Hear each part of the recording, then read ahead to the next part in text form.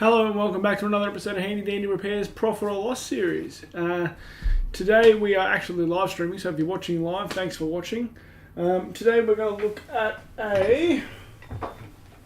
another ROG ROG Ally, something that I've only ever looked at one before. We were able to fix it, made a good profit on it, so fingers crossed we can do that again. This one does come in a box, so happy days about that.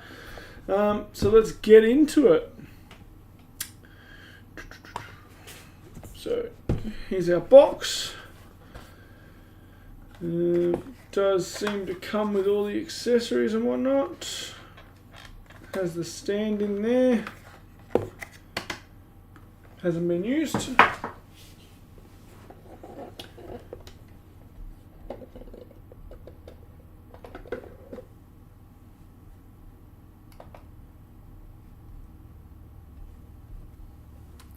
This is the console. It looks like it's in pretty good condition.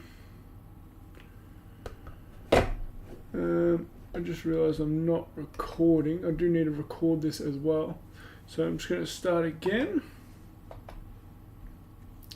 Hello and welcome back to another episode of Handy Dandy Repairs Profit or Loss series. If you're watching live, because we are live streaming this time, thanks for joining, thanks for watching, and let's get into it. Today we're looking at a ROG Ally. Second one I've ever had on the channel, and last time we were able to make a pretty good profit, so hopefully we can do that again. But yeah, let's get into it. So this is it here. We've got the full box, so we've got the stand and everything that comes with it normally.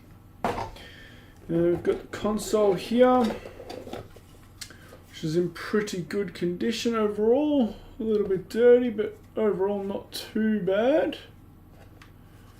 Pretty happy with the condition of it. Ports all look okay. Got the original manual and warranty information. Comes with the original charger.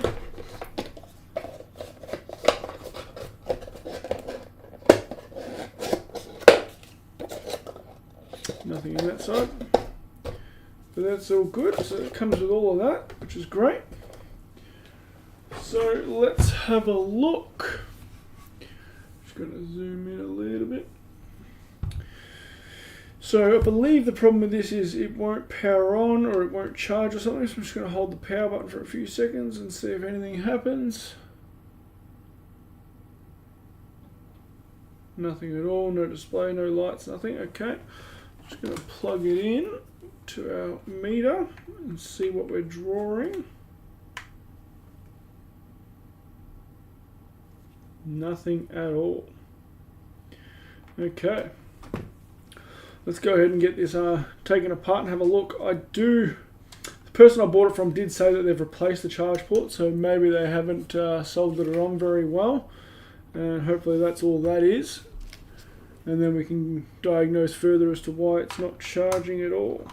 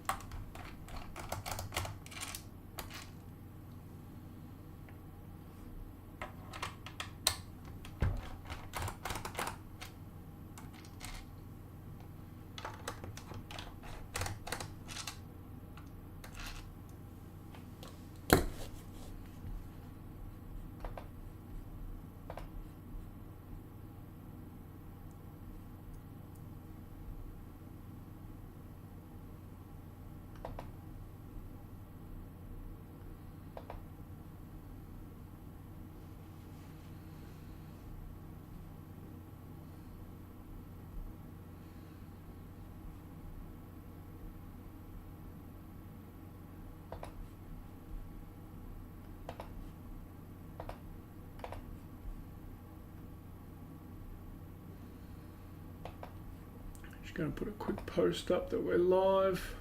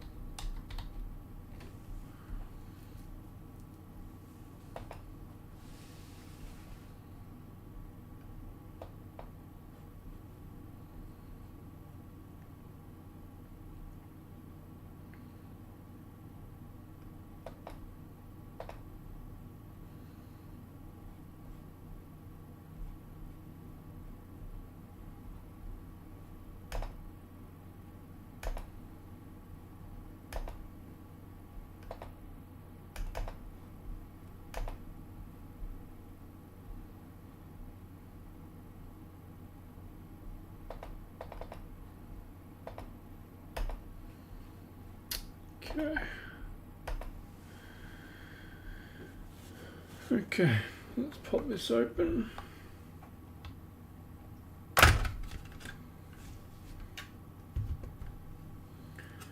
Okay, so the battery was plugged in. Interesting. So definitely think we have an issue with the USB-C port.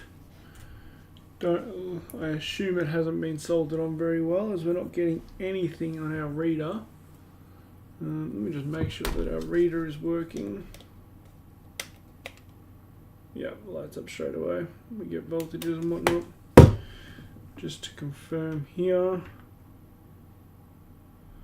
nothing in either direction. Okay, so let's go ahead and get this disassembled.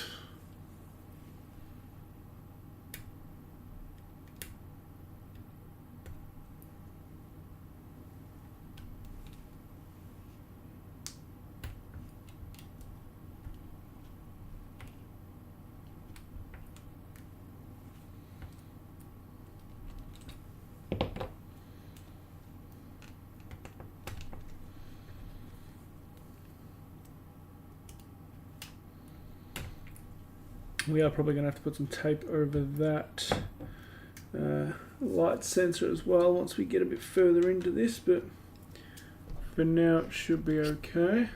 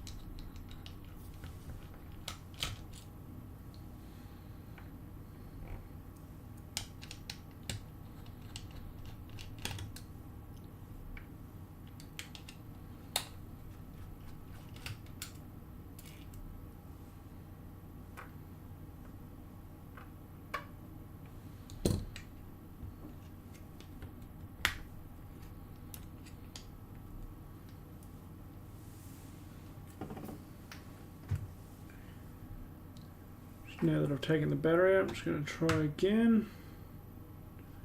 Still nothing. Okay.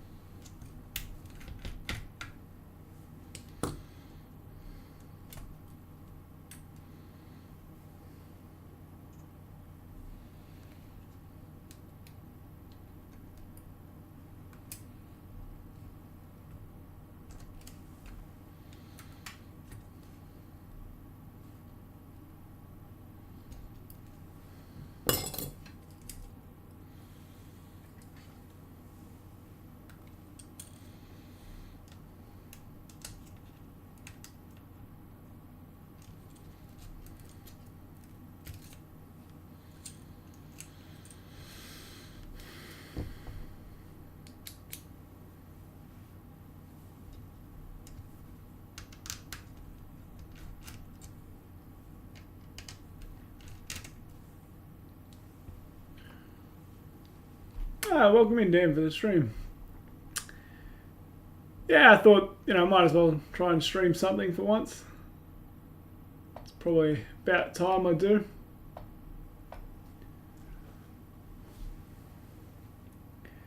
So today we're working on a ROG Ally. Last time we did, we were able to make a pretty good profit, so hoping we can do that again.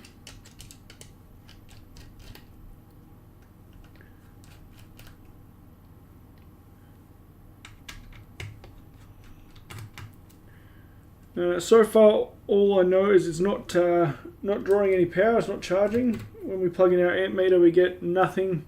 The amp meter doesn't even turn on. I do know the previous owner did try to replace the USB port, so I'm going to start there and see if we can see any obvious issues with the work that he's done, and then we'll go from there.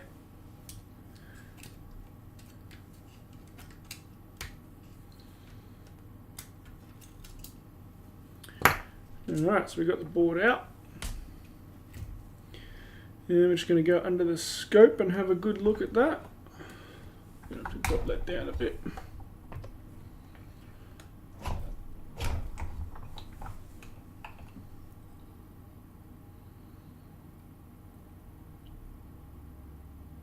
Certainly not the cleanest looking port I've seen.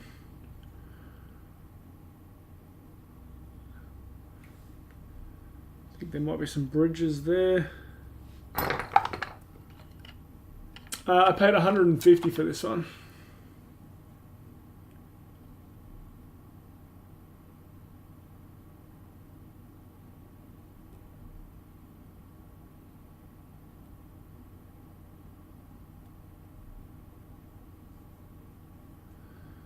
Definitely a bit of a rough job. We got a lot of bridges.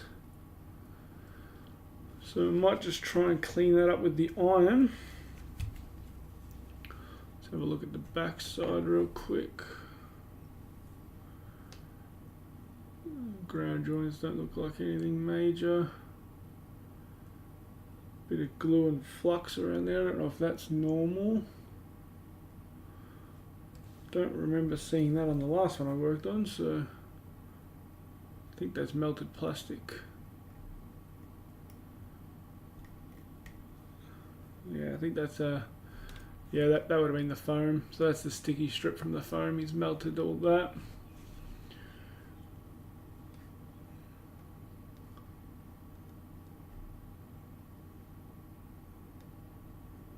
Looks like we've got a few capacitors and a... I'm not sure if we're missing components there or not. Don't think so. Yeah, I think we might just try for the reflow.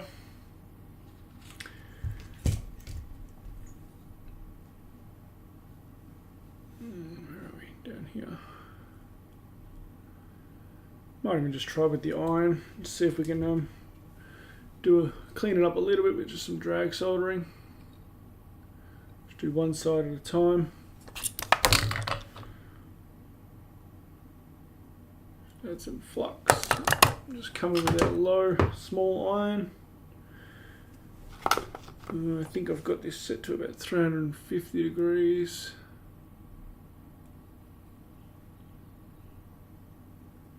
Not sure what kind of solder is used there, but it doesn't look like it's leaded.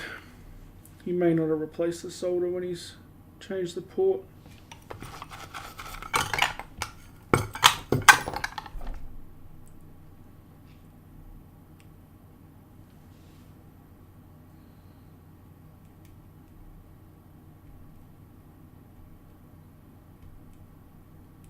I also don't know if this is a genuine port or not, but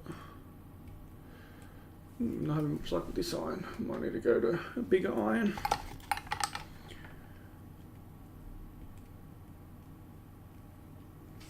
Maybe we were better off just taking it off and reflowing it. It's probably going to be the way to go, I think. So let's see if we can get this set up in a holder so we've got a bit of room to work. It is a pretty big port, so it's going to be a bit awkward. but hopefully my holder will be able to hold it.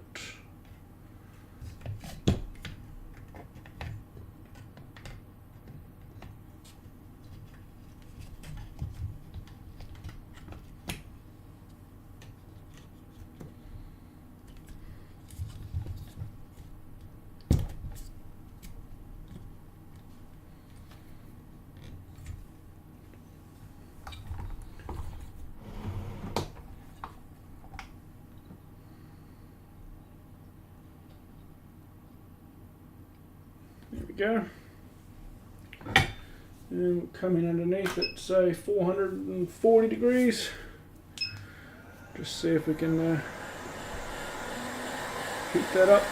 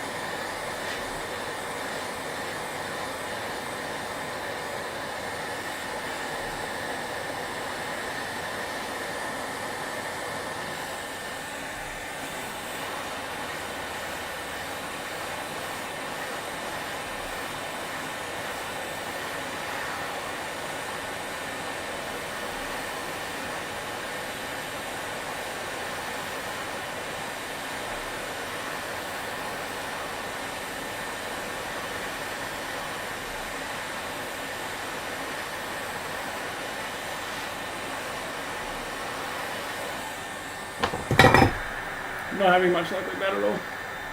Might have to just try with a bigger iron.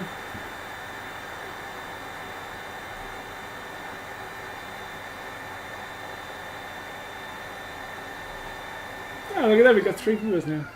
Welcome in, Sloth and Lead Farmer.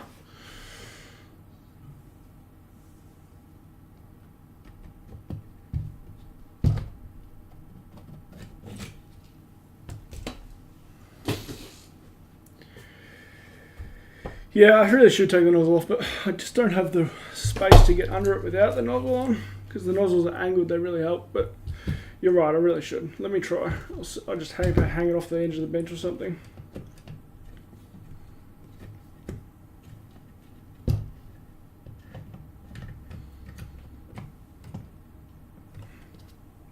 think I need a bigger holder.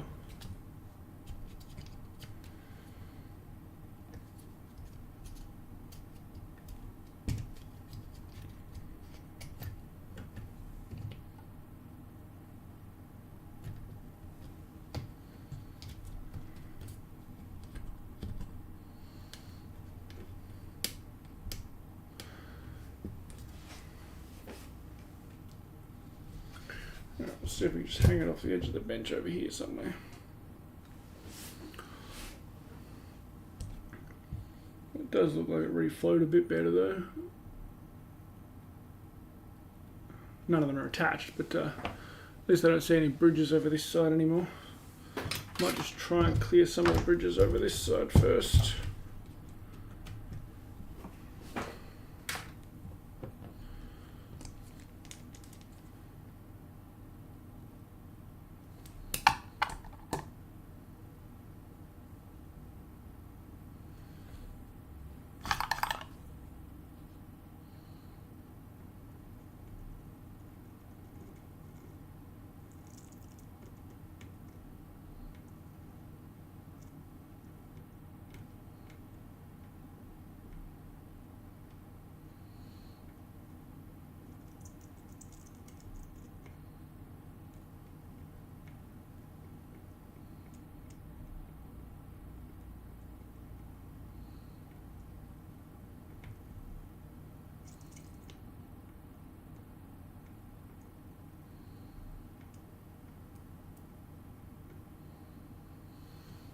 Pressure's really on when you do this sort of live, eh?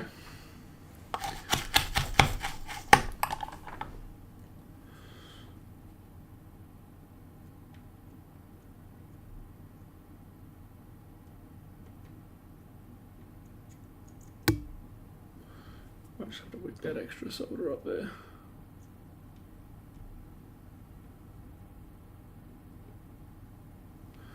Don't know if I have a wick small enough.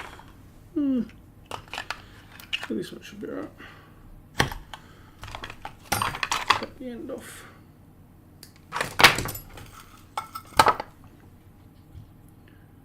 See if we can just clean up just that tiny little bit there.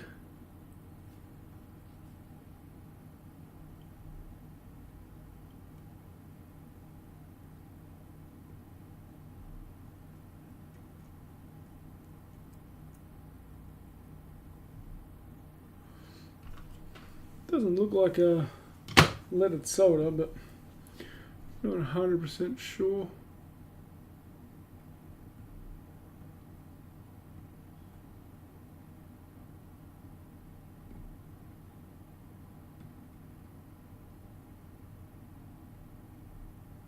Still a few that aren't attached. Is it just me, or is that not sitting far enough back? Can't zoom in anymore. Can't lift my microscope up any higher. Can't quite tell. I might need to scooch back a bit.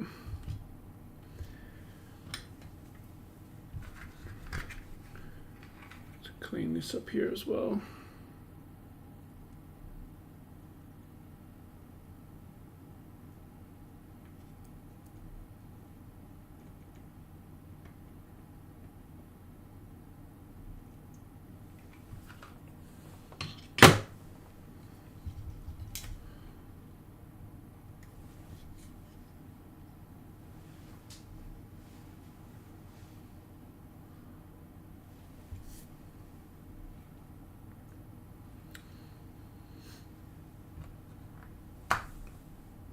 Let's see if we can add a little bit of solder to the ones on the right, because they are definitely lacking it. I really think the port needs to move back a touch, but if I can get it without having to move the port back, even better.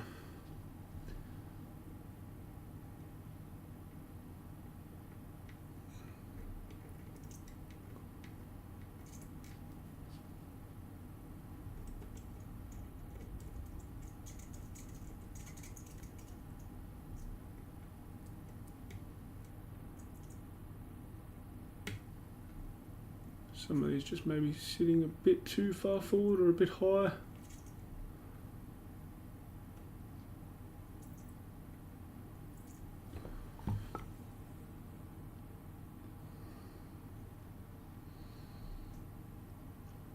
Wish I could zoom it a bit more. The scope won't go any higher. Although I suppose I don't need it in the holder anymore since I'm just using the iron.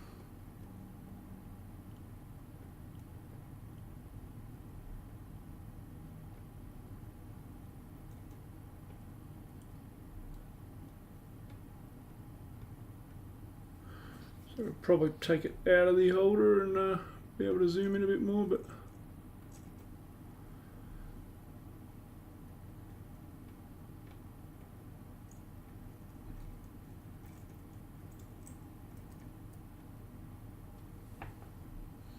what do you reckon? Does that look alright?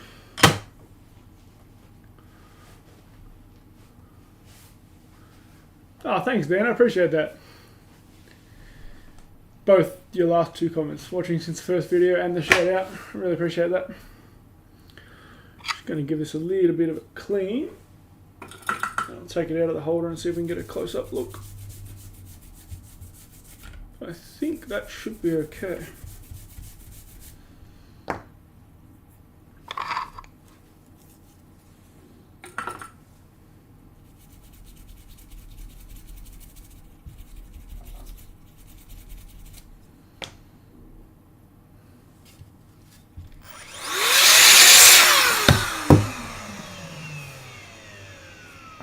Middle pins. I assume it means somewhere around here.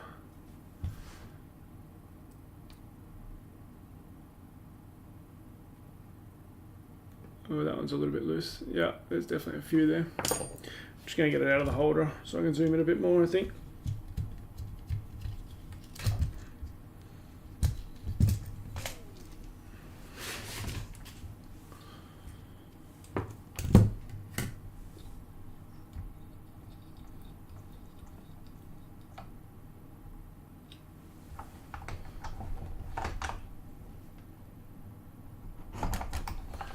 You know what I need? I need one of those trinocular scopes that NanoFix has been doing all the reviews on. They look incredible.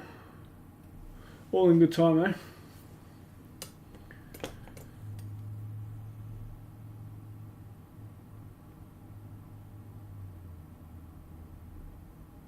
They're all still loose. Port definitely needs to move back a bit.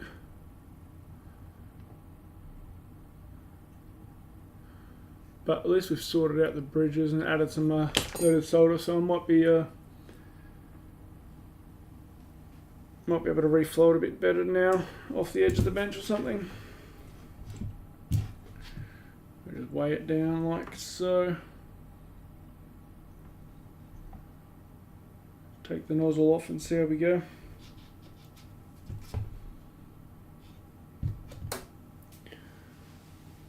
Oh, the one that had the thermal camera and everything?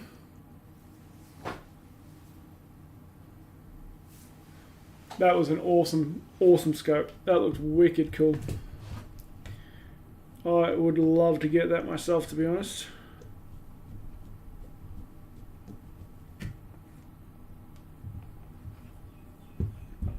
Probably a bit too far out of the budget at this stage though.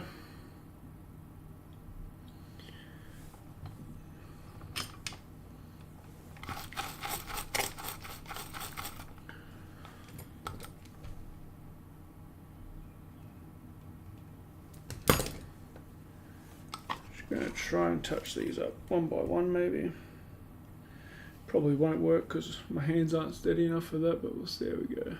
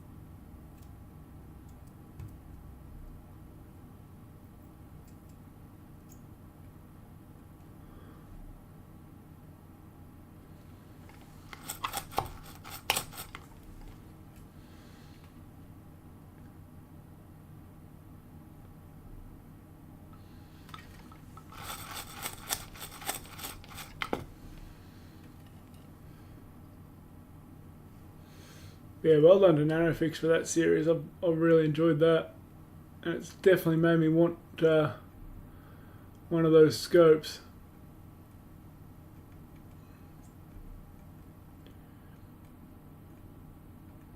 I know they kind of just got better and better as the videos went on, but his reaction to the very first one, when he first looked through it, was just enough to say that it's worth it.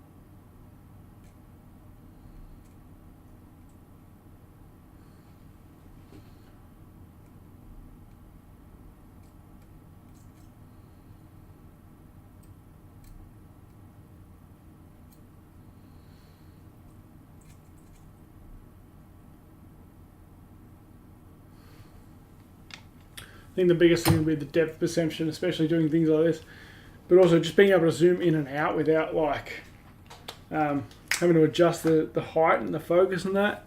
Absolute game changer.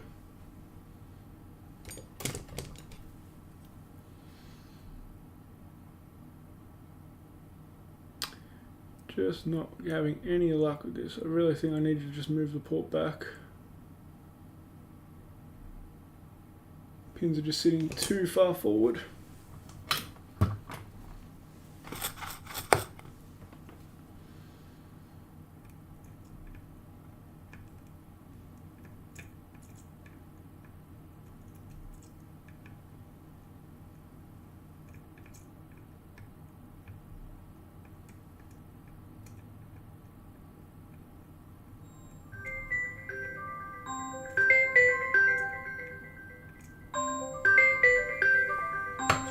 Who would call me during a live stream? Spam call, of course. Who else gets spam calls? Joys in having a business with your address number being public, I suppose.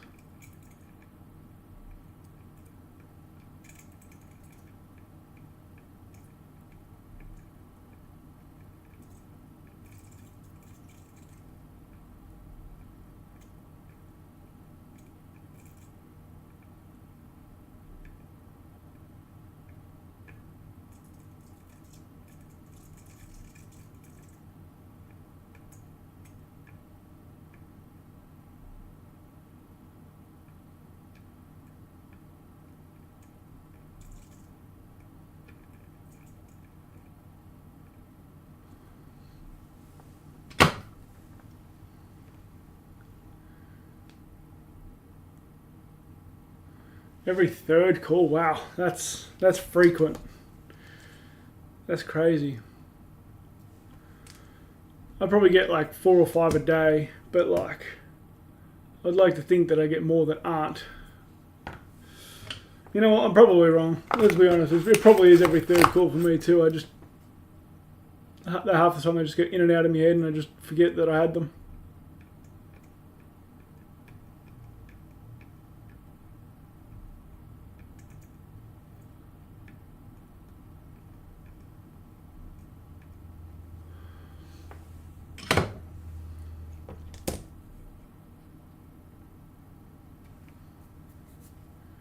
Hairy tweezers.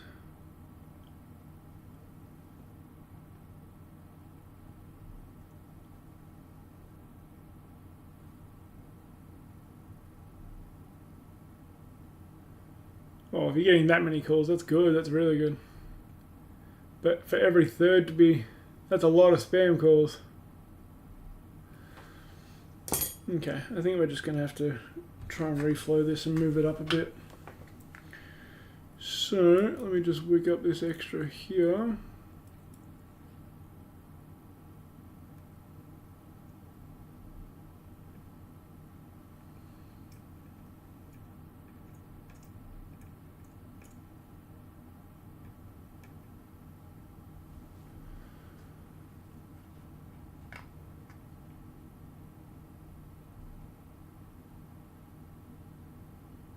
Hello, Jess Parsons.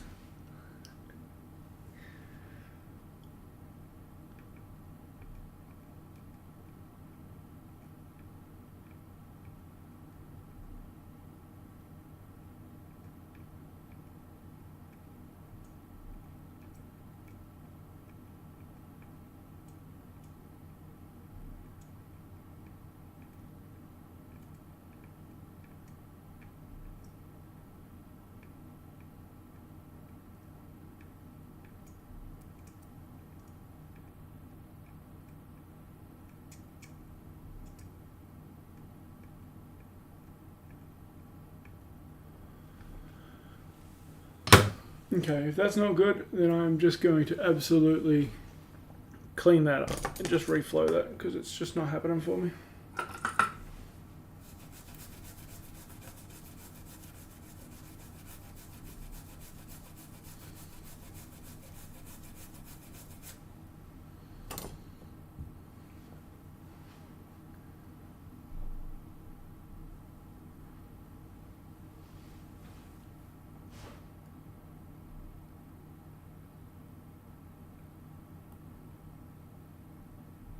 Yeah, I'm just going to have to reflow that, I think.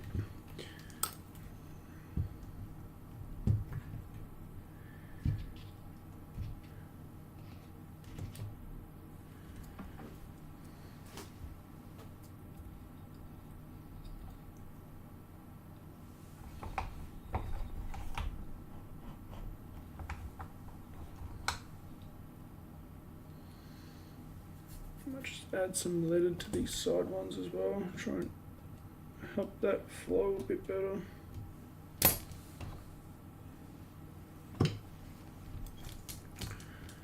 Hopefully we can shift it back a touch.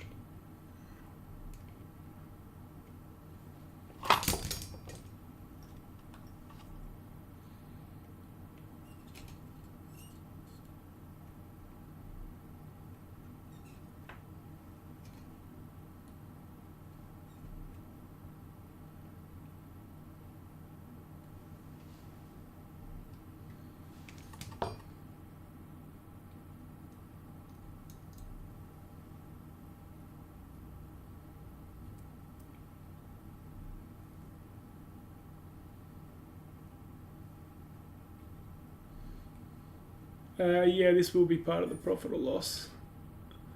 I said earlier I paid $150 for it, so if I can get it working and fixed, then it should be a nice profit.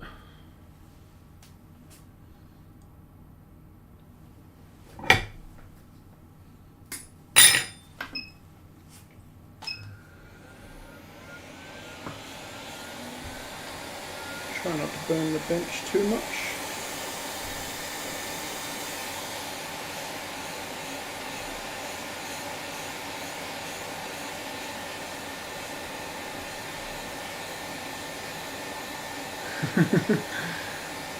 Shout out for what? For being my third viewer? Or for being my wife?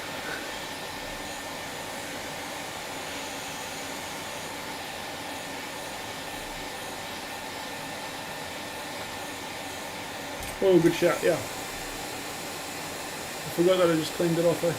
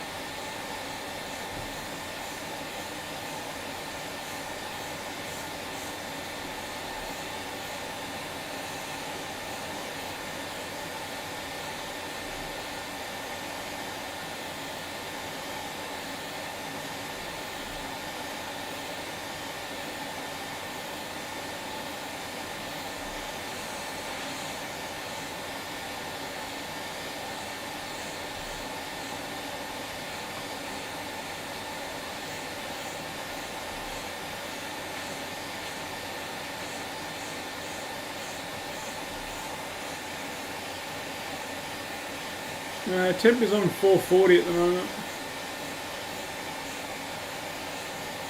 Just keeping it moving, nice and slow.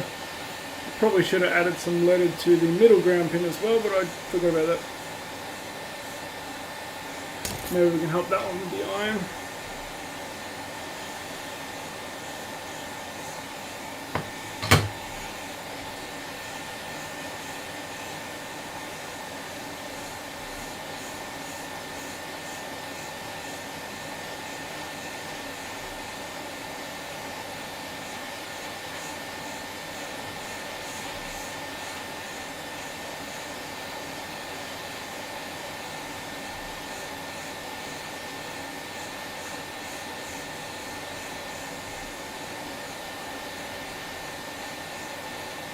There we go, that's as far back as it's going to go.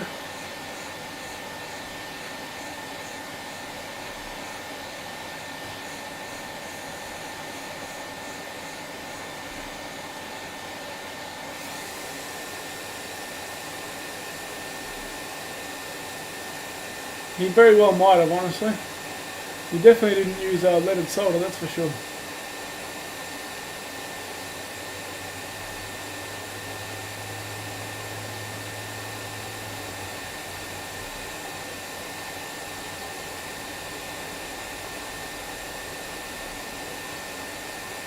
Hopefully that'll be a bit better. Give that a few seconds to light, to cool down.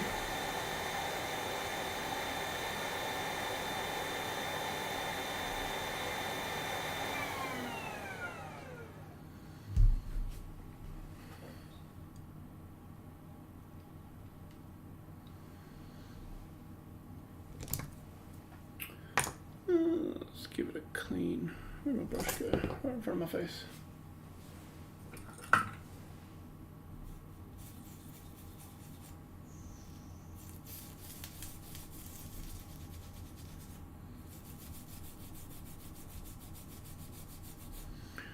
Now the pins are sitting where they should, at least. If we have to come in and touch it up with the iron, we should be able to actually get a decent contact.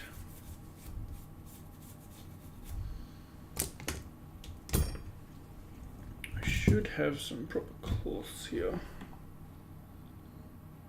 that I can use. Some Kimtech wipes.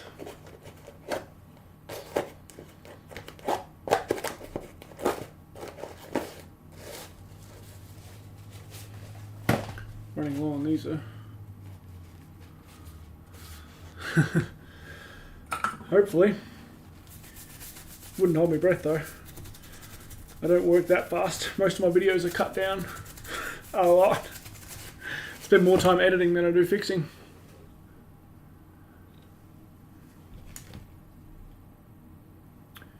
The worst part is the last owner that replaced the port probably did so completely unnecessarily because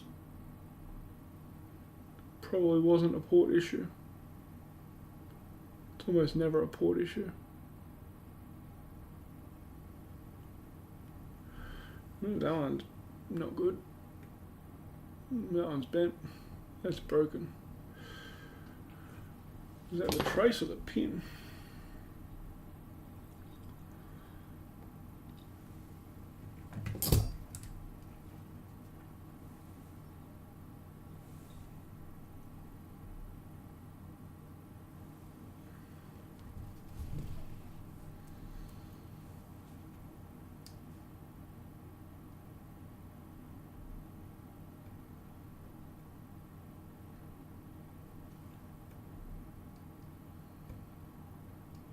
I think that's the pin. Looks like I might have to order a new port.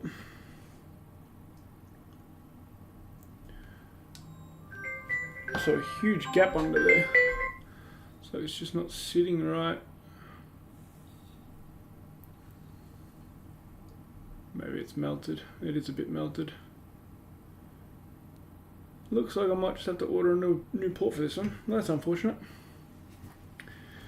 So I don't have any of them lying around. Let me just plug this in. Let me just check these ones up this end. As long as we can get our USB-C ones good, then hopefully we can at least test the charging circuit. They're all still very loose, but I can touch them up. May just have to try and fix this so that it's not shorting for now. And hopefully we can at least get it charging today.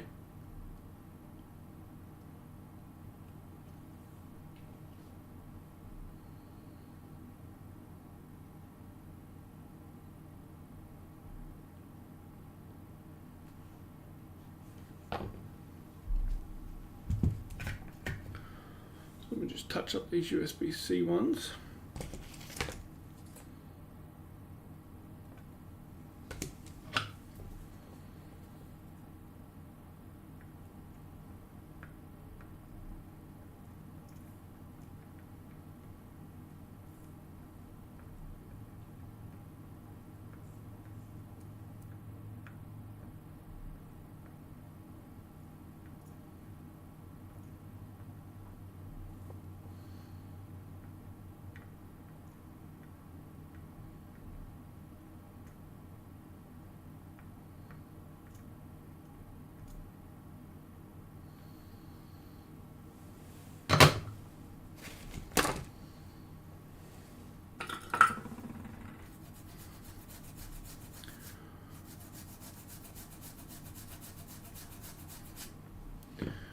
I will try, but I don't know if it's actually solder. I think it might be a broken pin or a bent pin or something up in there.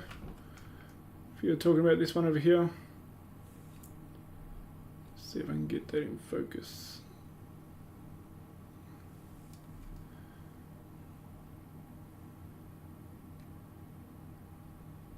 I think the pin might have snapped or something up in there.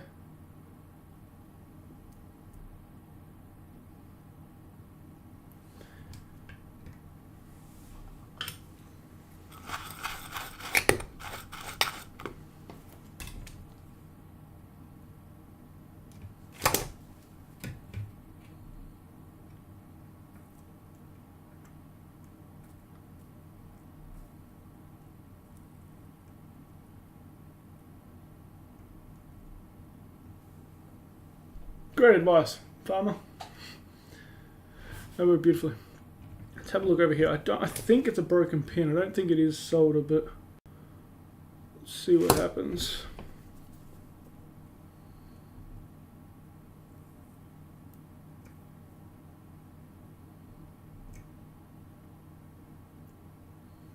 It looks like the pin's there.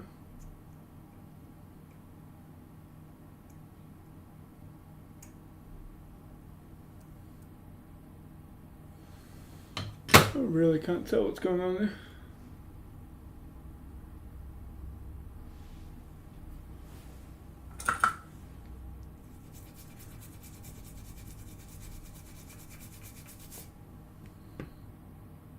Either way, I don't think it's touching anything now, so we should be okay.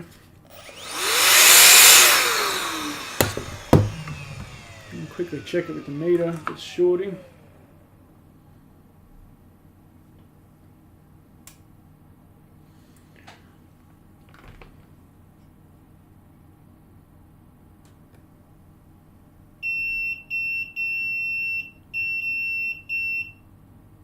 Yeah, it still is shorting. Unless they're on the same plane. I don't think they are though. Looks like the one on the left is the ground.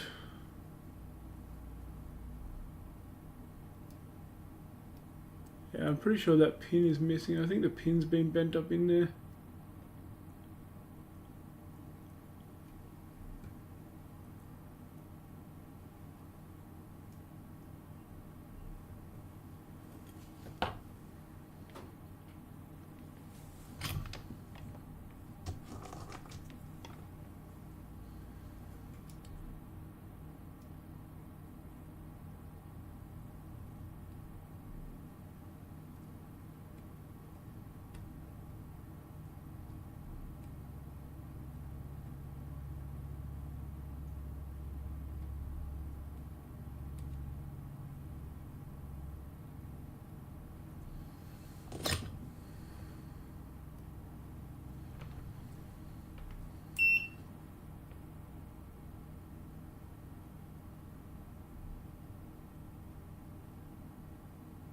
That's better. Not shorted now. It is just ground though.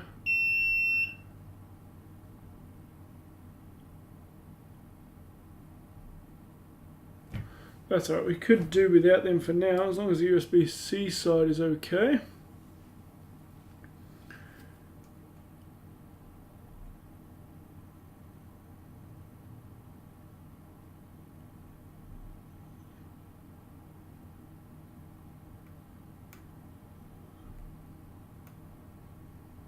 Still a couple of loose ones there, I'm just going to push them down.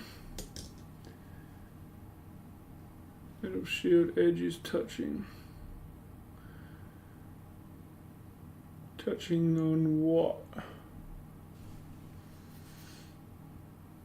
You mean touching on the pin? Let me just fix up these couple of pins on the USB-C.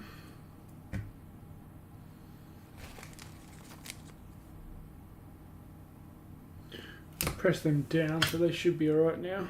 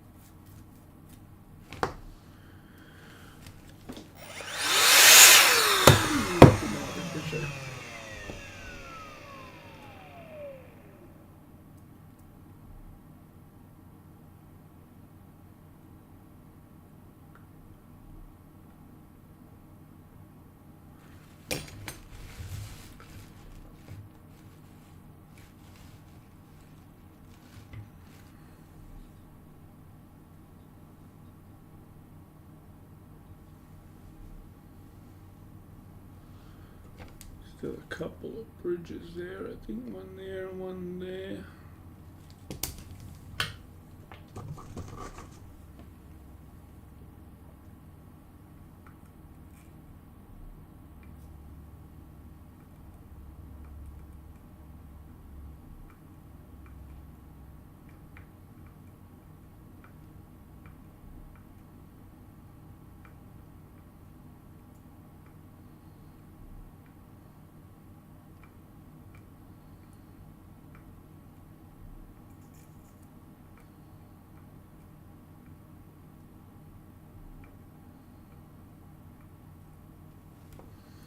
Everything looks a lot better there, except for the whole bridge.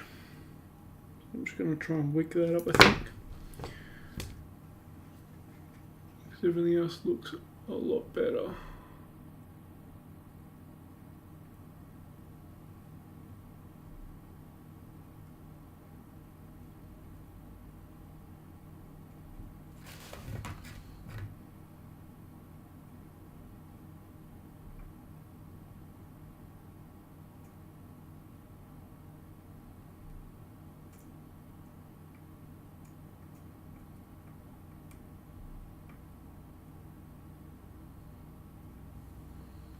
That's better.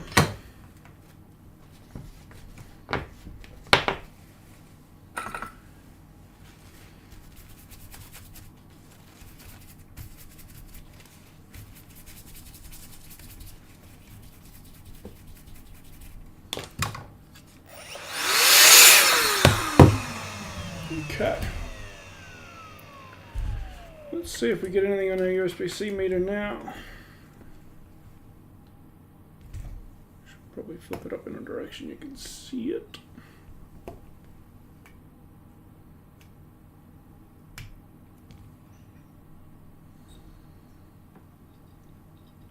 Still nothing at all.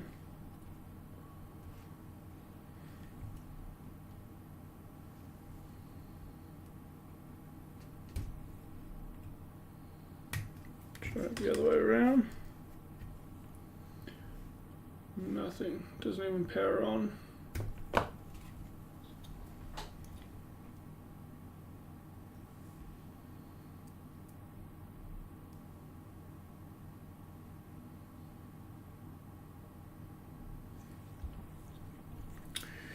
Okay, so why would the USB-C meter not power on at all? We know our pins are connected. So are we missing components, or are we blown a fuse or something like that?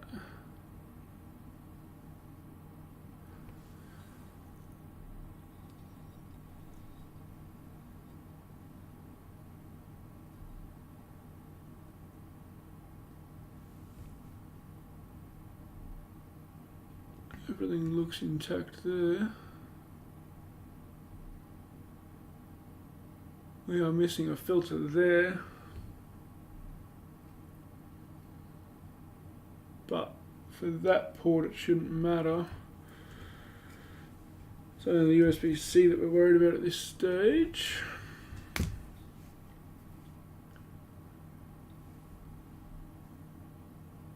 Doesn't appear to be anything missing on the back side.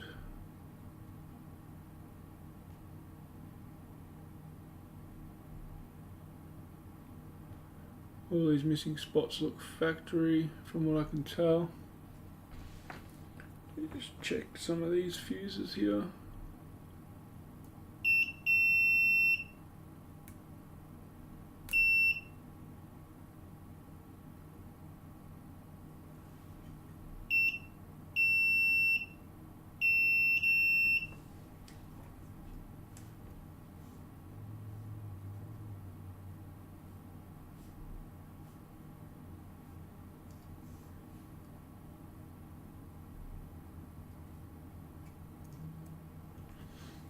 Doesn't appear to be anything.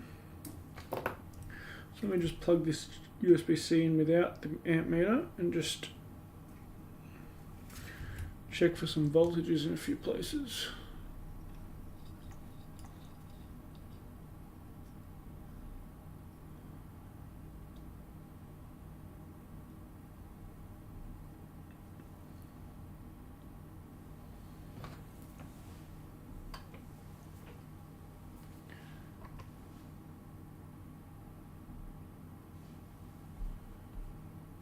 See if I can put the multimeter up on the screen there.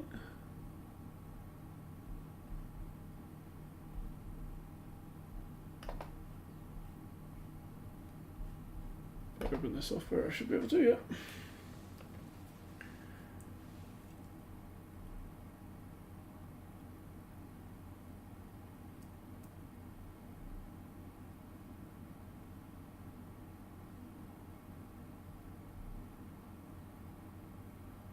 Got 1.5 volt there.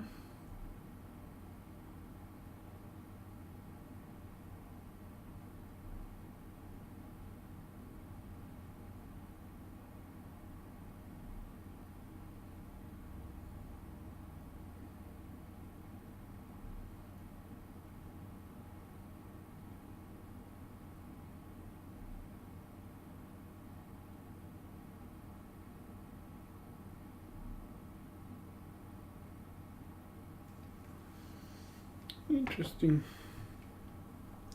Just not getting voltage through. I'm not sure if that's because of the port or not.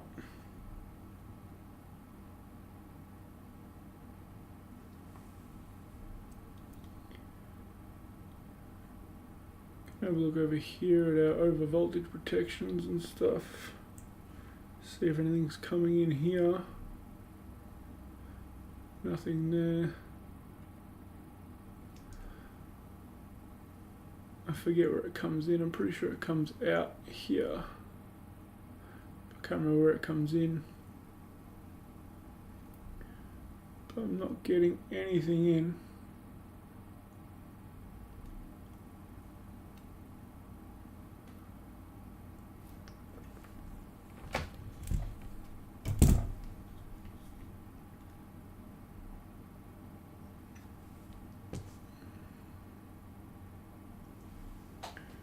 Follow traces on the 4-leg resistor pack. You're referring to this one?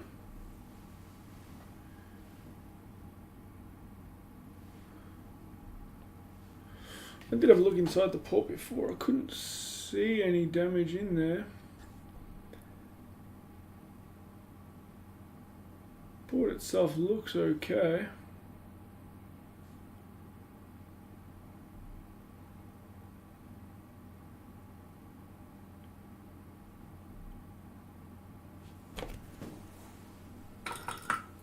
Give in there a quick clean.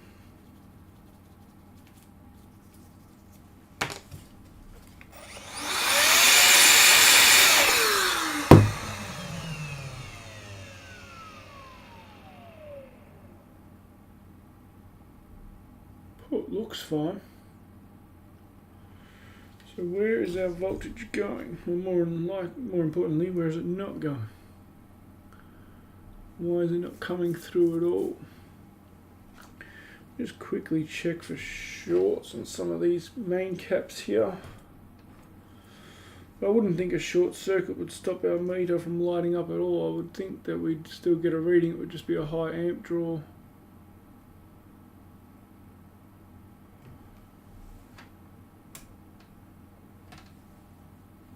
I'm just going to check in continuity mode here.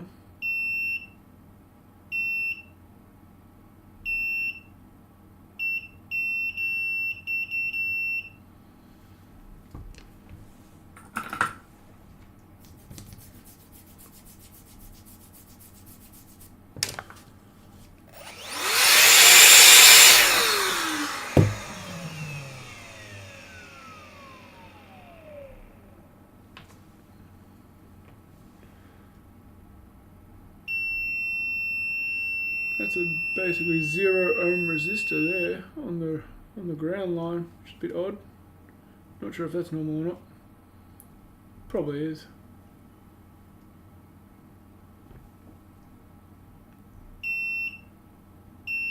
None of these caps are shorted.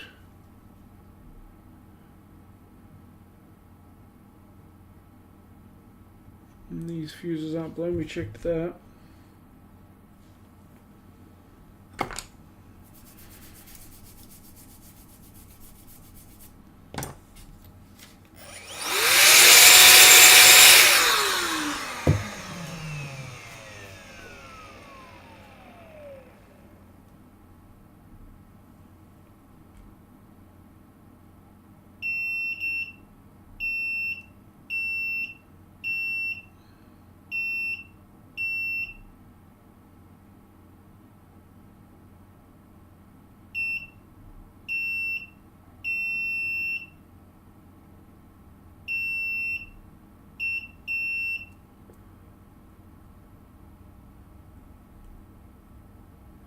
Our filters seem good.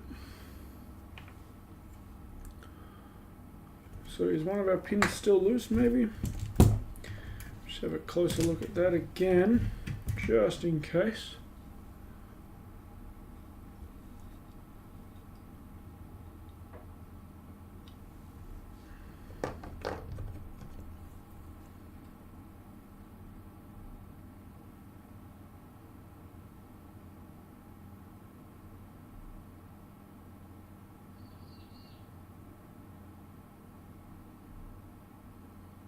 The middle one is a little bit loose. Those two are. Everything else is okay though. I'll just touch them up just in case. I don't think that's where our issue lies.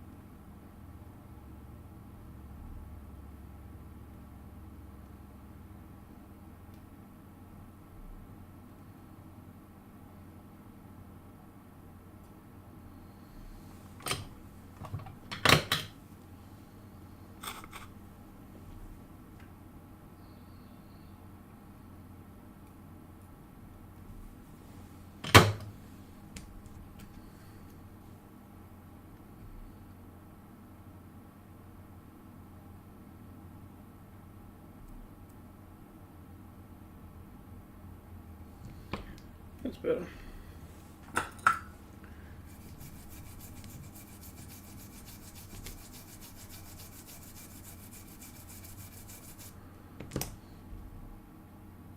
Yeah, I definitely remember missing one of those filters just here. But that shouldn't affect anything, especially not on the USB-C side. So why would our meter not be lighting up?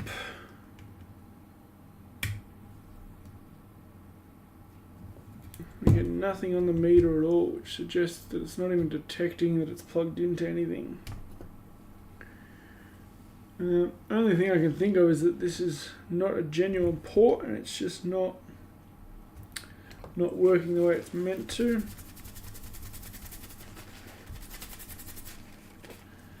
But that's unlikely.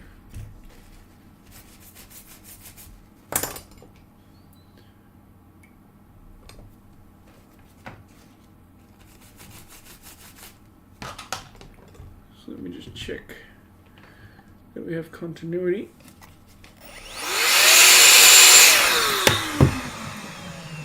From the port to some of these traces here. So we should have continuity all the way from here to here. And we do. This one to here. This one all the way to here.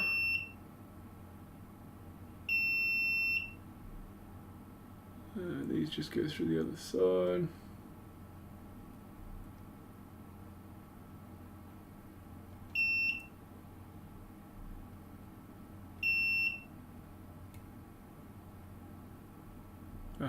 This one. They all seem fine. Power delivery chip in the device. I mean, it should be. The ITE chip, I believe, is the power delivery for the USB-C. Oh, are we missing something there? Is that a missing component there? I think it might be, actually. Looks like it's been knocked off. Doesn't look factory. Definitely doesn't look factory there.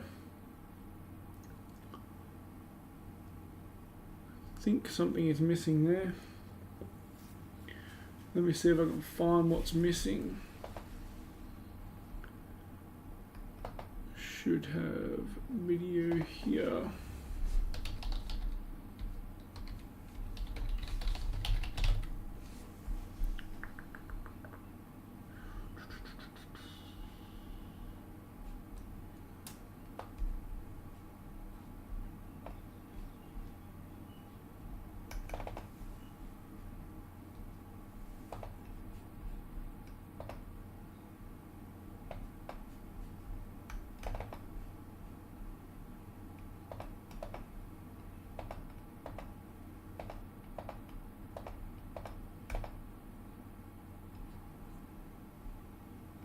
No, I just checked. There's nothing there. Not missing anything there.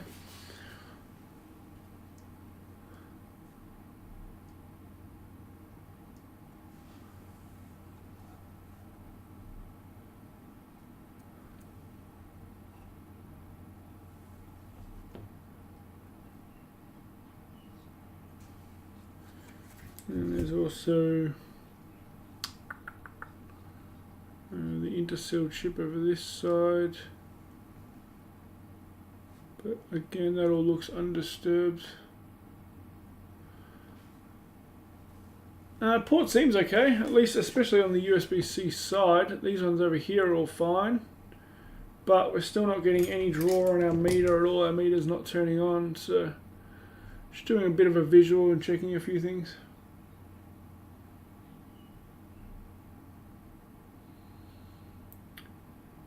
Lead farmer, that's a great suggestion. I don't have a USB-C breakout board though, unfortunately.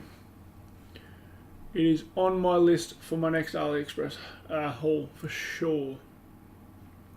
And a HDMI one as well. But at the moment I don't have one. Might just check for shorts around here, around this over voltage protection chips and over current protection chips here.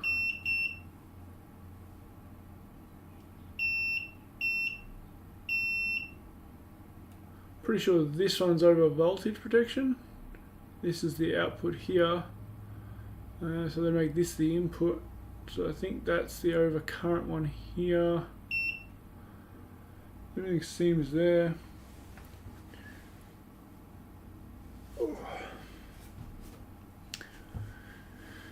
Cut a USB-C cable. Wow, you really just want me to destroy all my stuff on live. I feel like this is a cruel prank. But, alright, why not? Let's see what I can find. I'm sure I've got a few unused ones here somewhere.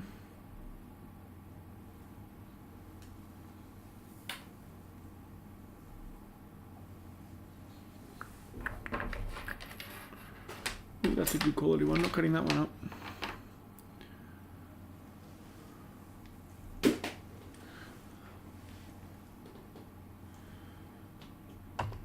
Go back to the overhead for a minute. I've got USB-C to USB-A. Will that be alright? Or will that only have the 4 cables that the USB-A needs? I don't know if they'll have all the cables that I need.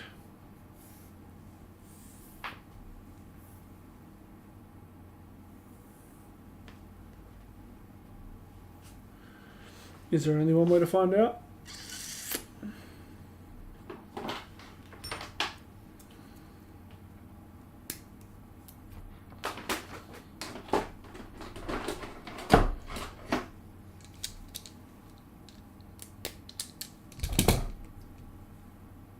This is a charger only cable by the look of that.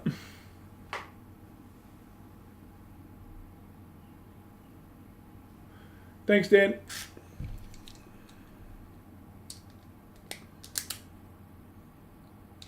Hopefully we can at least test this.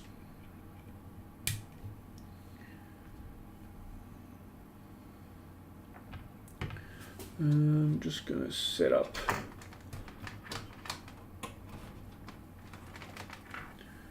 a clamp just to make life a bit easier. So we should have continuity on my red probe. Okay, so our ground's good. Let's go back under the scoop. So ground should be this one here.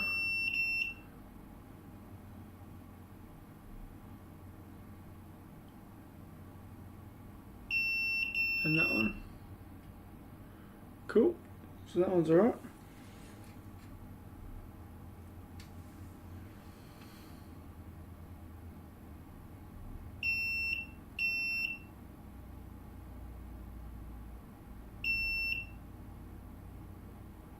So our main power is coming in on this one and this one here, which I assume both go to the back of the board. So let's have a look what's on the other side of the board.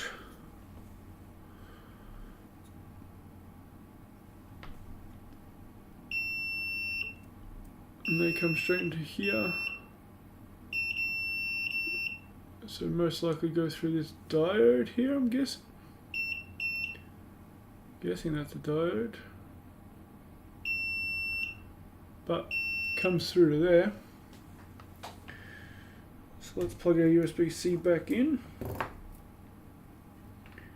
and see if we're getting any voltage draw on that.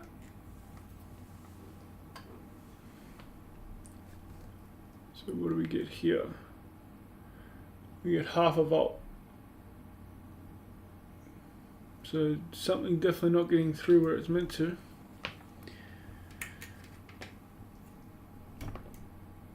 I need to find a better breakout board that's going to allow me to check all the other connections. I don't know if I have any USB-C to USB-C cables that actually do data transfer.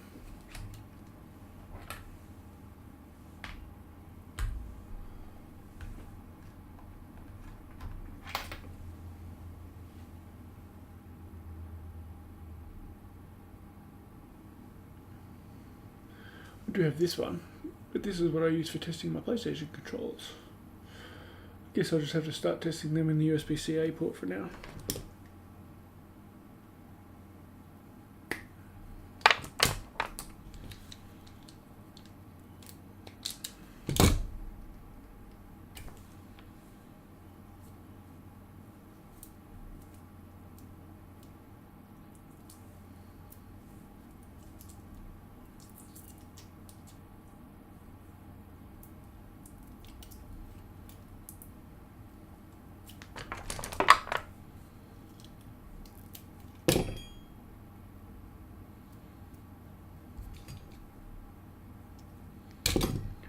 Here we go. This has got a few more options for us.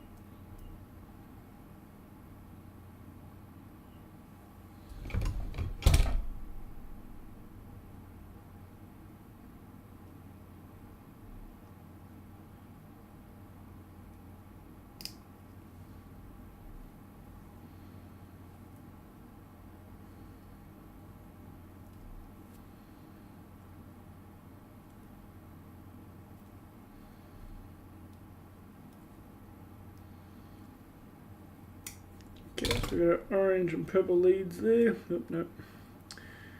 Gonna have to restrip that.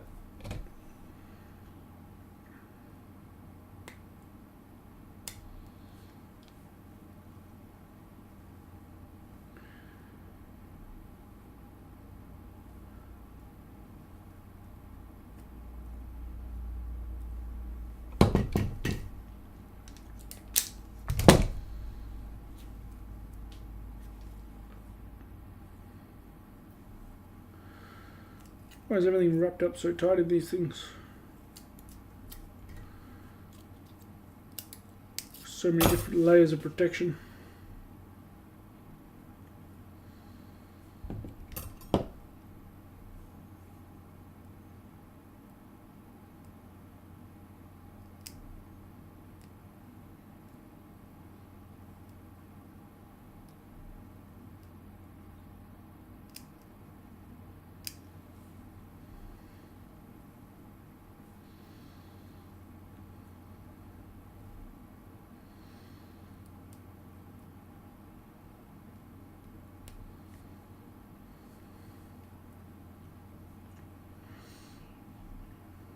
Hey, Rusty Russ, how you going? Welcome in.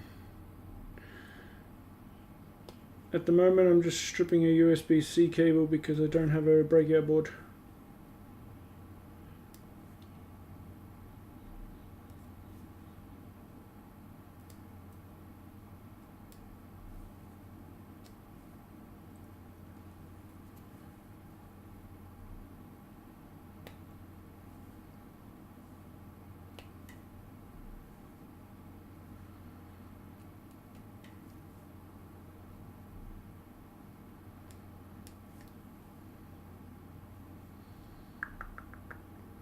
They're all stripped. A few more over here.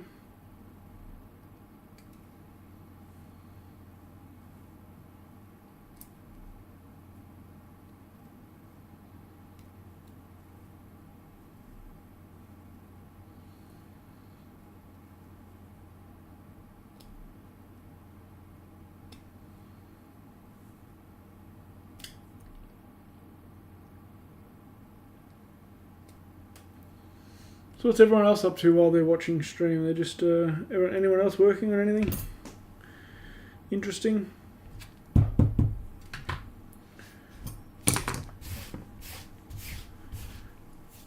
Or is everyone just sitting around a computer watching?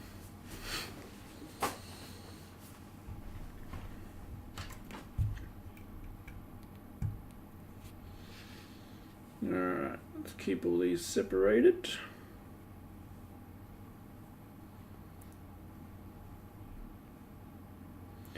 Now I have no idea what goes where, so we're going to figure it out as we go. Should probably have a look at the resistor pack, so we'll go to this side.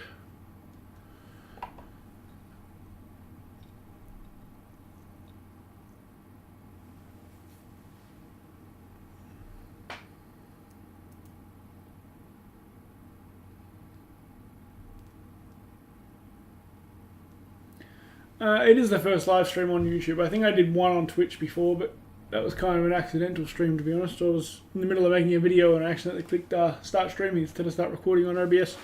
But this is the first proper live stream, so...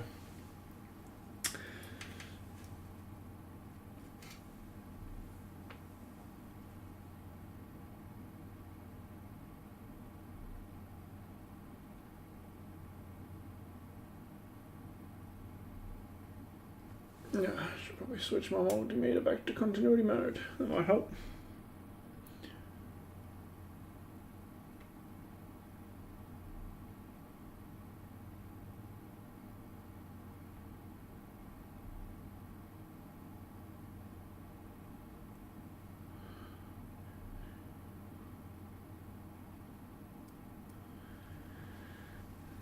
How many cables do I have? 2, 4, 6, 8, 9, 10.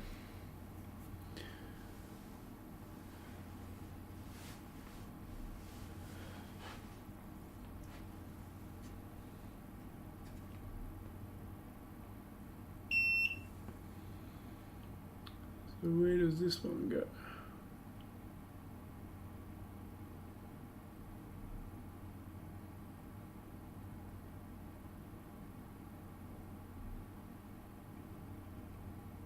Apparently nowhere. But I don't know what this that's our red.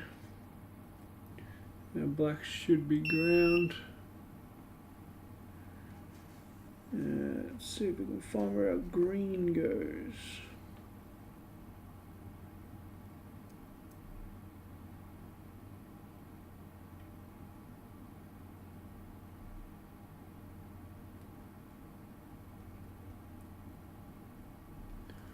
Seems like none of our data cables are coming through. At least the green and white aren't so far. Maybe they're not used, I don't know. Maybe my cable's bad. This is why I need a proper breakout board, I think.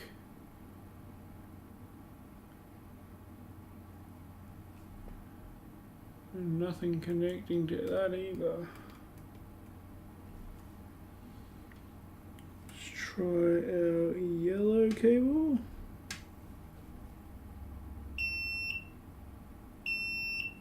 That's that one there. Should be this one here. So there's our yellow cable. I'm going to assume our blue is going to be this one. Yep. And our brown.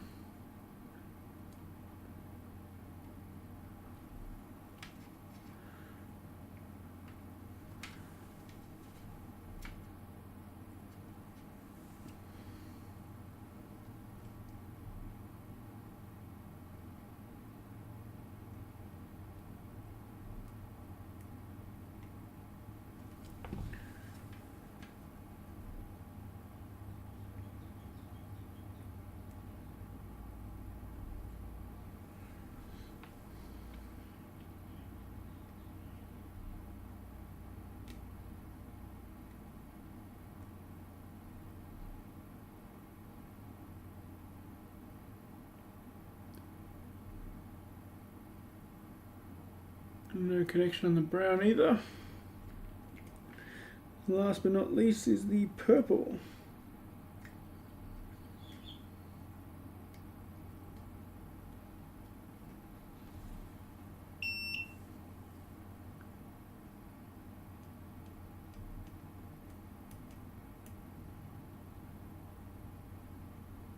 Nothing there either.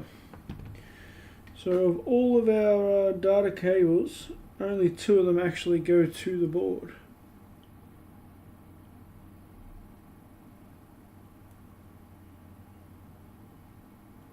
But again, that could be my cable. Could be that only 2 of them are used for the cable that I have. But I'm inclined to suggest that it's a bad port. So I think I may just have to get a new port ordered and start from scratch with this one. It's a bit weird that we're having the issue that we are, but it's unfortunate because the person I bought it off tried to replace the port and really shouldn't have, because I find it hard to believe that that was the original issue. It was a no charge, I believe, and they decided to replace the port. So that's unfortunate.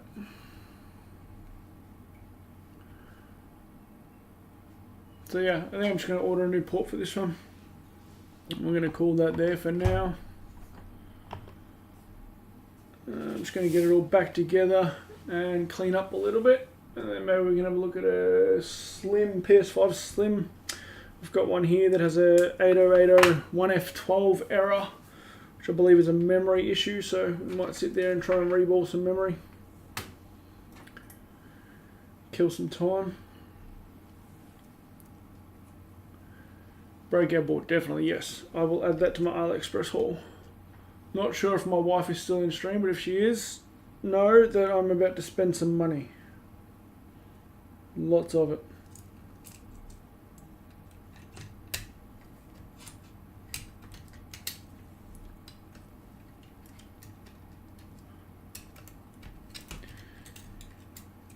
But yeah, I don't know why the last guy decided to replace the port. And more importantly, I don't know where he got the port from, so it's probably not a quality genuine port or anything like that, and it's possible that it's just bad.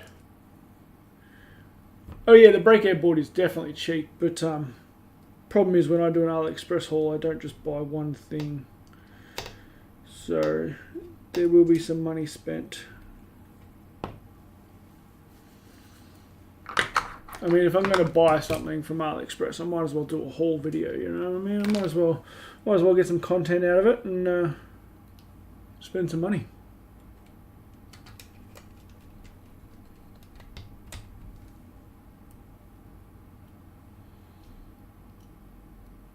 And so far my AliExpress haul videos have definitely been my most popular videos, so might as well get the viewership up and put out some more of them.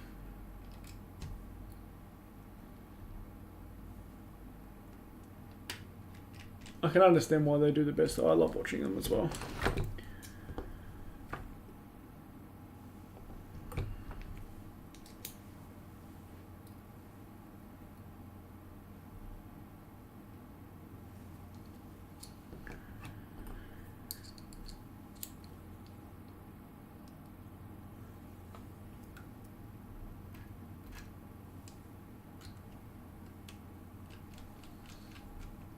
Anyone else got an upcoming AliExpress haul video?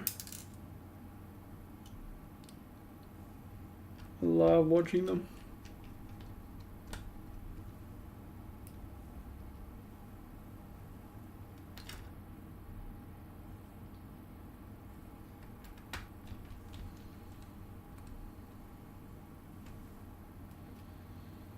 Also, if anyone has a link to a reputable ROG Ally charging port, feel free to chuck that in the chat or send it to me privately.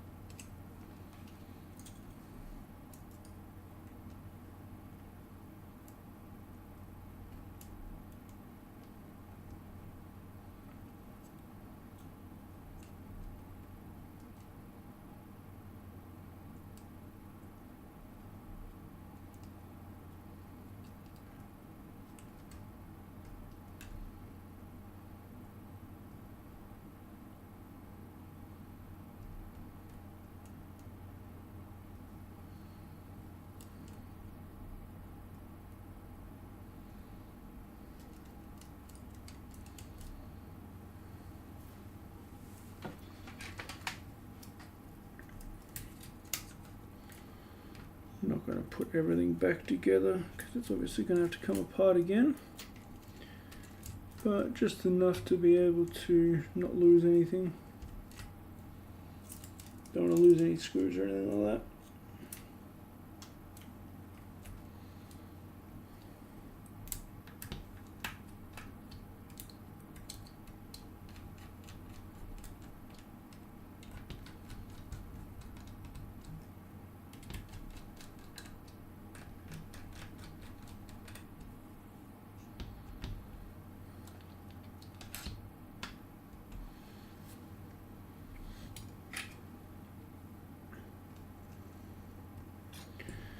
Actually, maybe I should, and see if I can manually charge the battery and get this to turn on just to make sure that everything else works.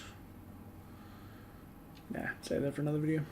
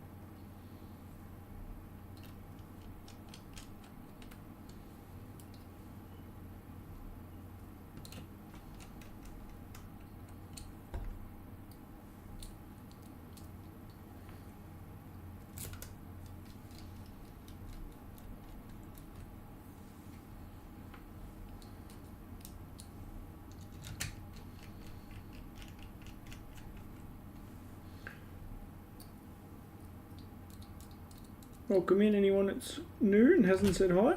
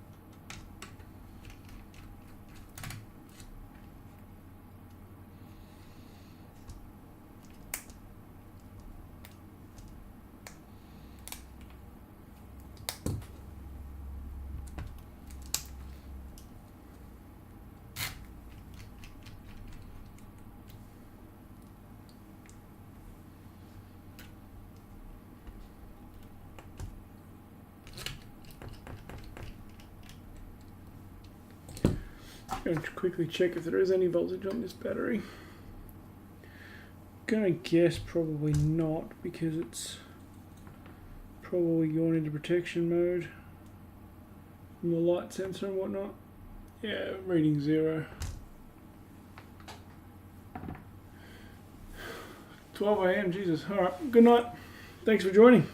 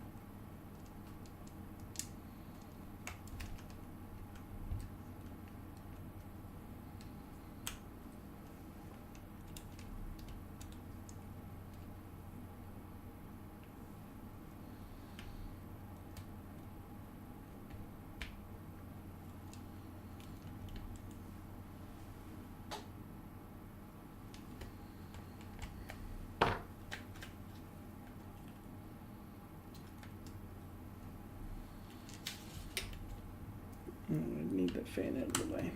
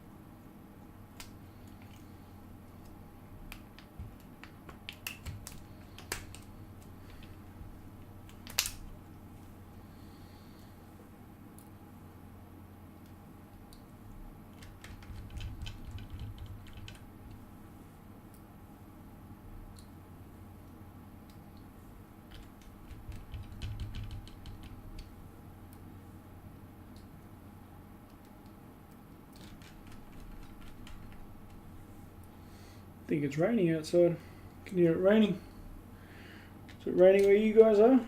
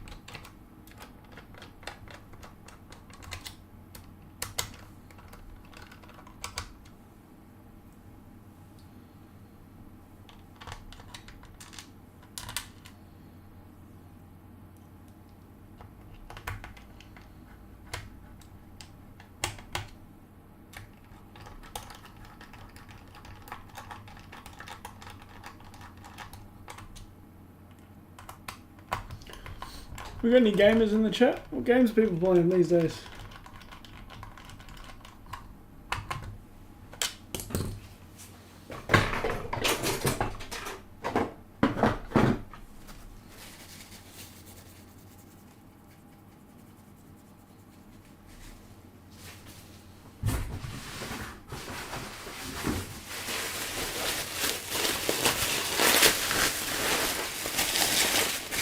I have this PS5 Slim here.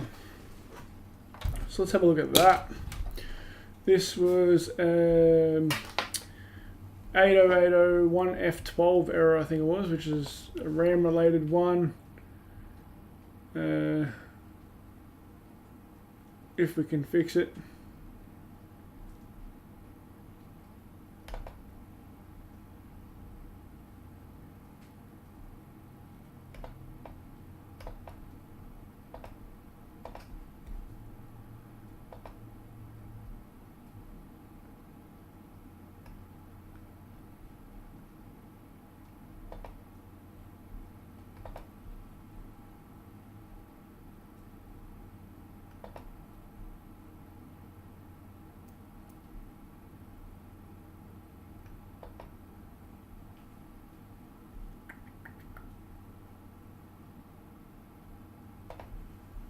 Alright, so let's get this opened up. I was working on this one the other day and I seen the 1F12 error and kind of just gave up there. But I seen Dakota put out a video the other day doing this same error, and he was able to fix it by replacing RAM 1.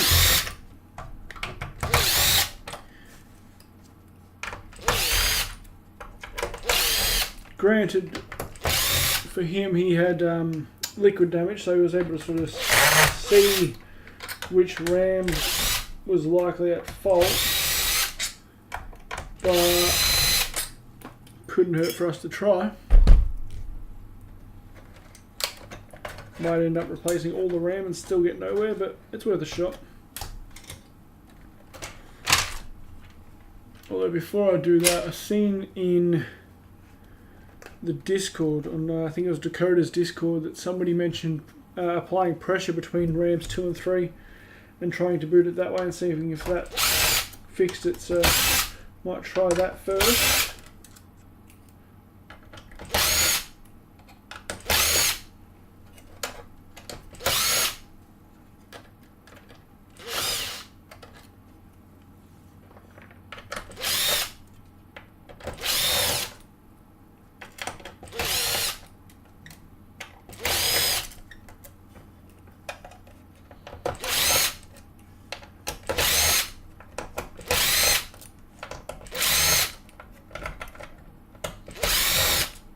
Don't know what it is about the Slims, but they always seem to get that same RAM fault.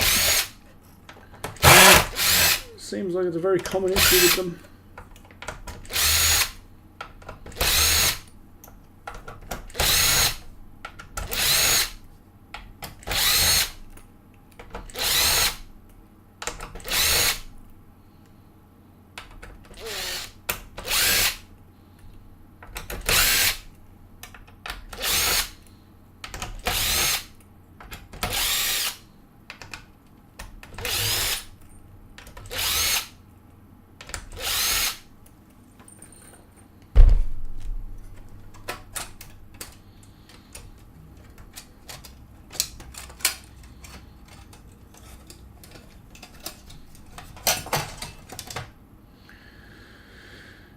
So RAMs 2 and 3 would be here, between RAM 2 and 3, so I'm just going to apply some pressure there. And I'm just going to try and turn it on and see if we get the same 2-second blood or if it boots. Same 2-second blood. Okay, so we're going to have to replace some RAM chips. I guess we'll start with RAM chip 1 because that's what worked for Dakota, but I guess we won't really know until we get there.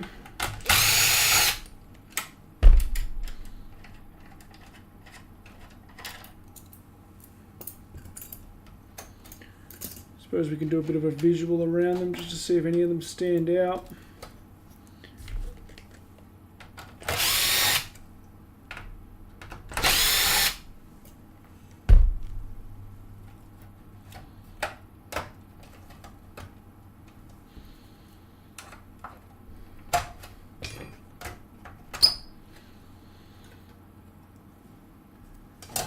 Big dry spot on this one, but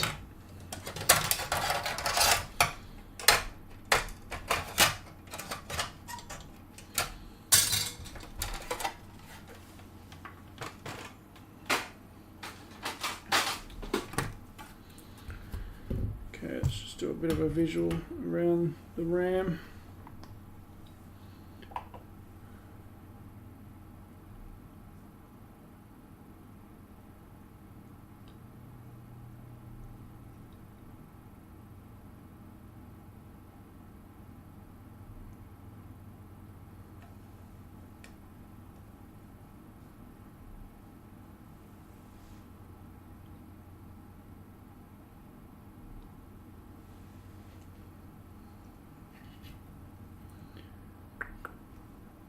Looking for cracks or anything like that.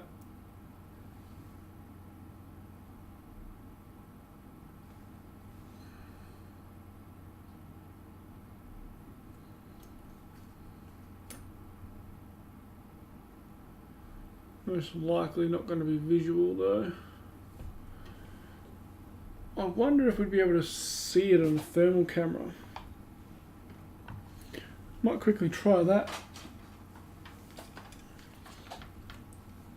Just see if we can see something visual.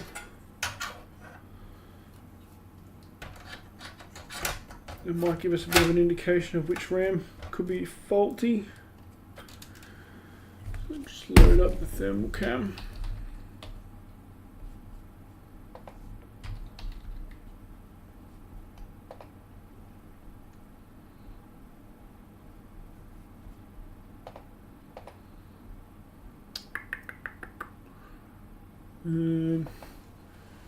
Chuck it over in the corner like that. Are you happy with that, or do you want me to full screen the thermal cam?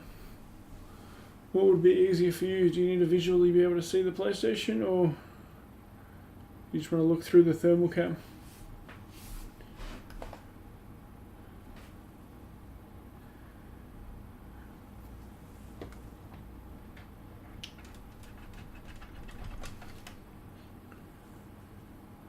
Okay, we see some heat on the SSD controller and the south bridge. That's normal.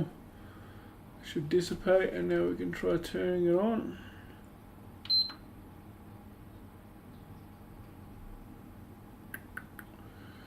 They all seem pretty even there. Let's try that again.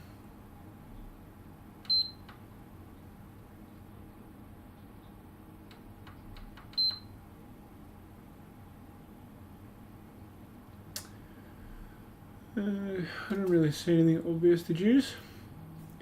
Except maybe RAM 1 might have only had sort of half light up. Try that one more time. Yeah, I feel like half the RAM 1 dropped out before the rest. Okay, so we'll start with RAM 1 for sure. See if that gives us any kind of indication.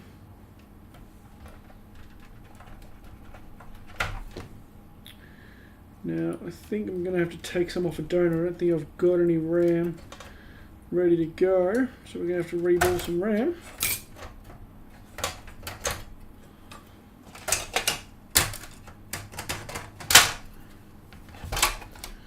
What better to do live than reball RAM? Something that takes forever, and might as well do that live. At least you got a little bit of company, you know what I mean? Alright, so let's pop RAM 1 off, which is this one here. Just going to zoom out a little bit, give me a bit more working room. Okay, just going to keep the airspeed low just in case, because if it's not the issue, then I probably want to put it back on. Sorry, the temperature low, not the airspeed. Just going to go 400 degrees, don't want to go too high.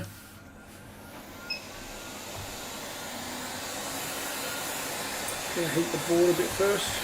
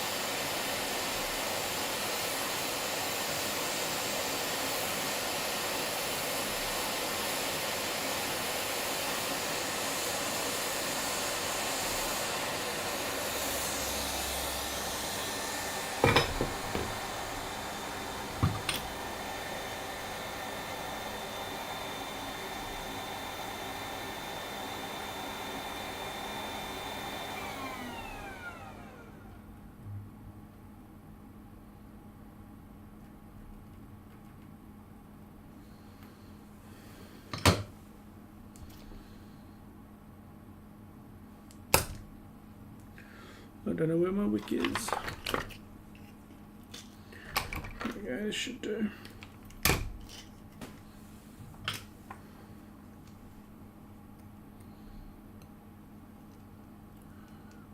Transfer some heat into the wick.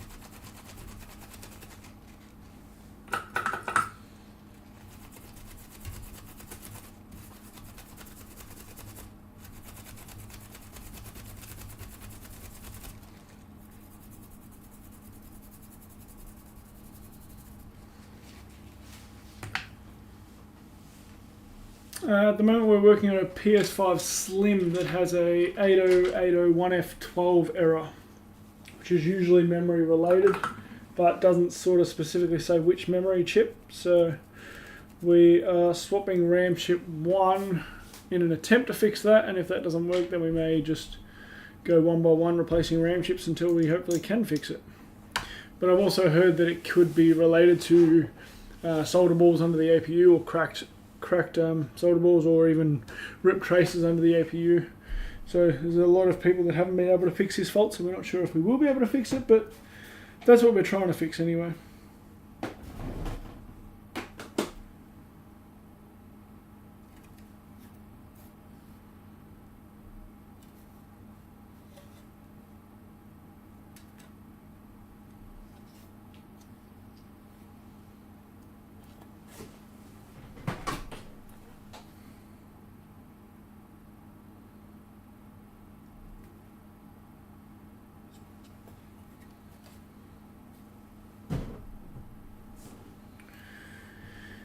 Okay, I'm just going to sit that to the side, and we're going to pull a RAM chip from this donor board.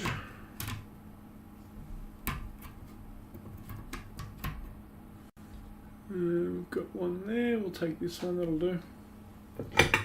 Again, just going to keep the... usually, yeah, I don't have too much experience with laptops, but I have fixed a couple in the past.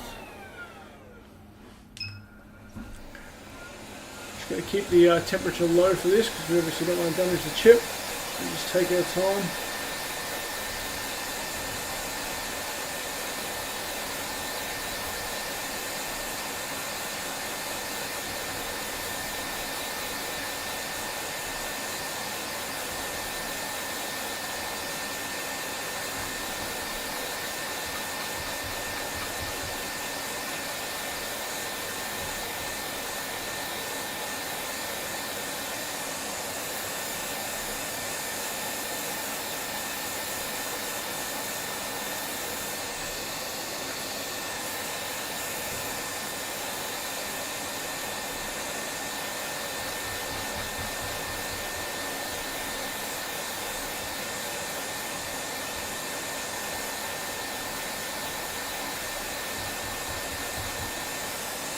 Now we've got some heating to that. Just going to add some flux. Should just pull under the chip. And then I'm going to add some to this chip as well, because I might as well take two off while we're here.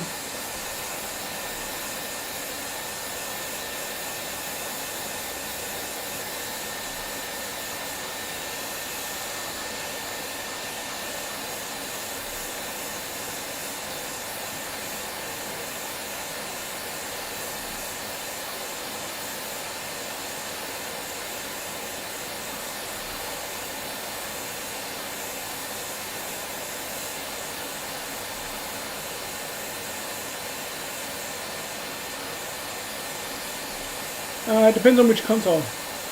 In most, yes, but PS5s don't use thermal paste, they use liquid metal. But almost every other console uses thermal paste.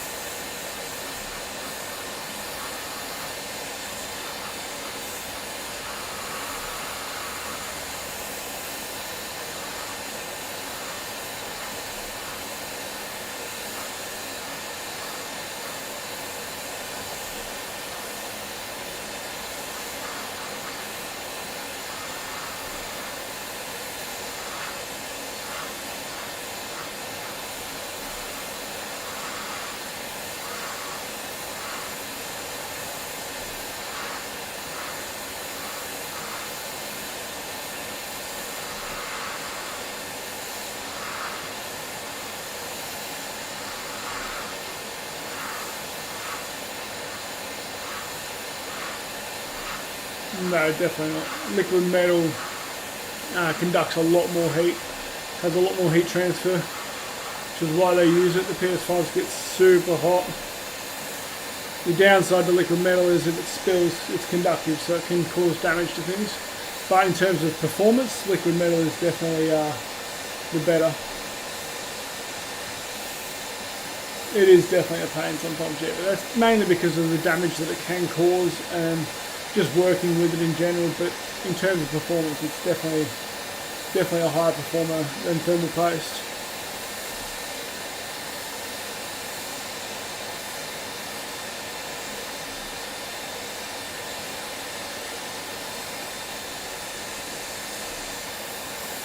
There we go, taking 2 chips off, that'll do for now.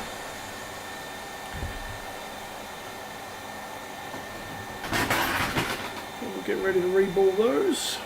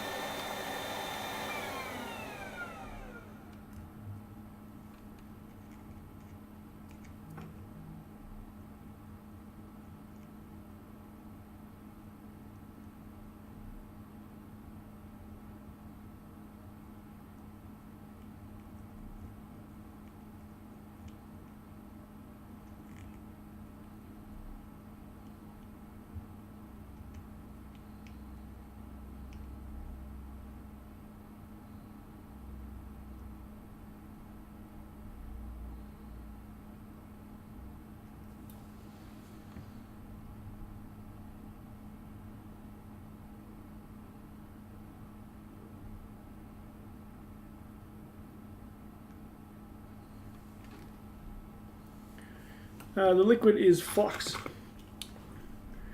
Just helps everything flow a bit better.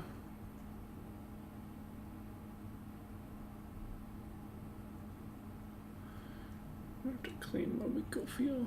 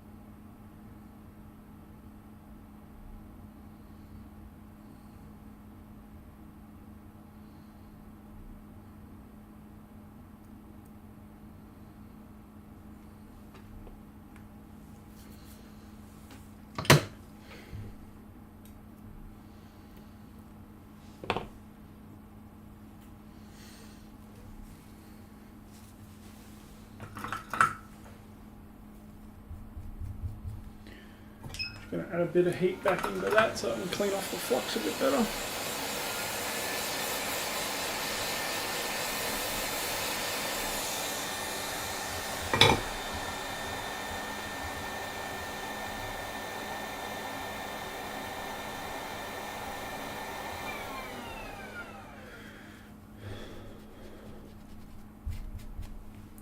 Okay, I need to find my reballing jig.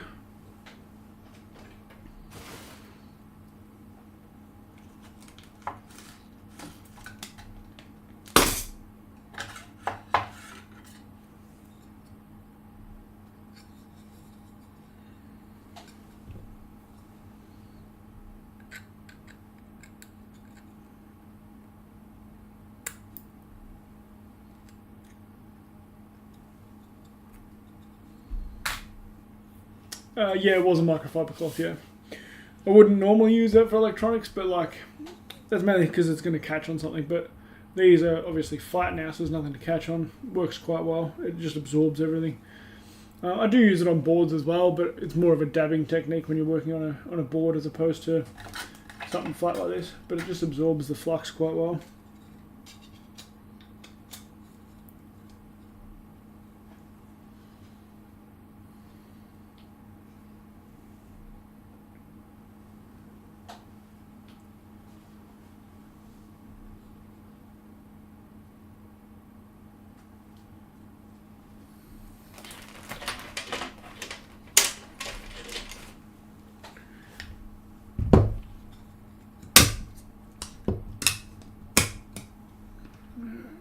Zoom out a bit here. Actually, we're only working on 2 chips, so I don't really need to chuck one in there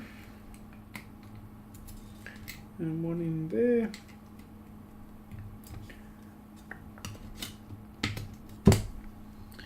And that all aligns that nicely.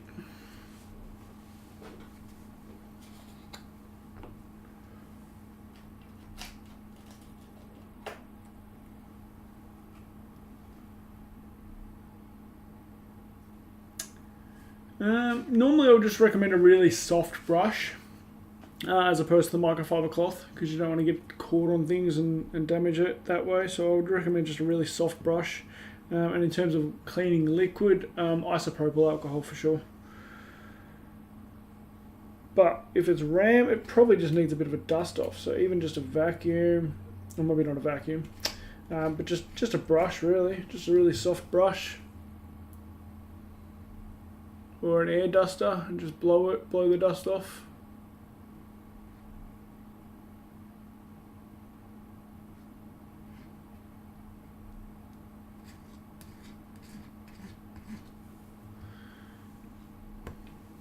While I'm thinking about it, if there's anyone watching that isn't subscribed, please do. I don't live stream often, but I do post videos almost every week.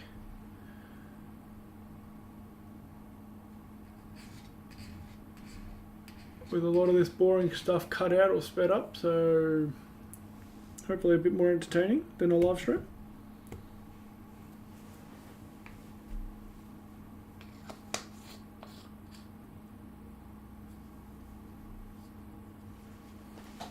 If it's just dust, I'd say a really soft brush and a duster would be fine, like a little air duster or something. Like I'll just show you.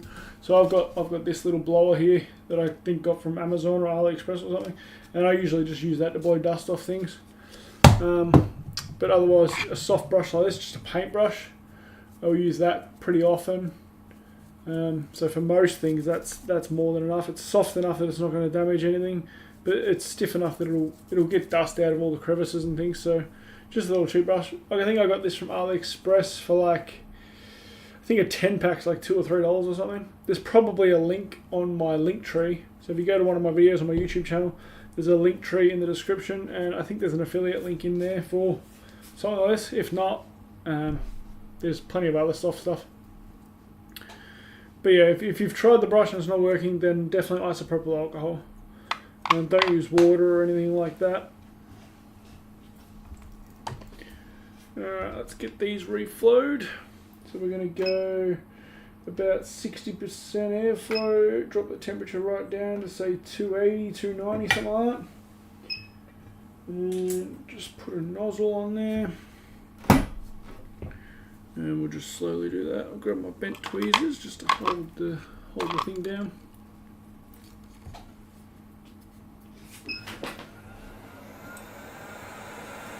Just to stop it warping.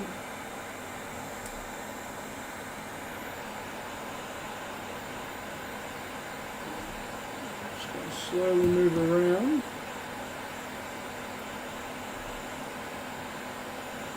To sort of dry out the flux a bit from the paste.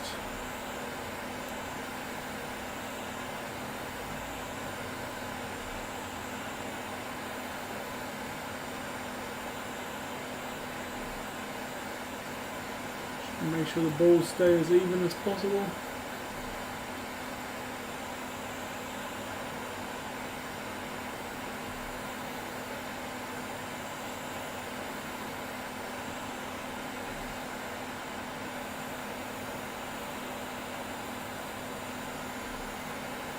And then we can start to hone in a bit more.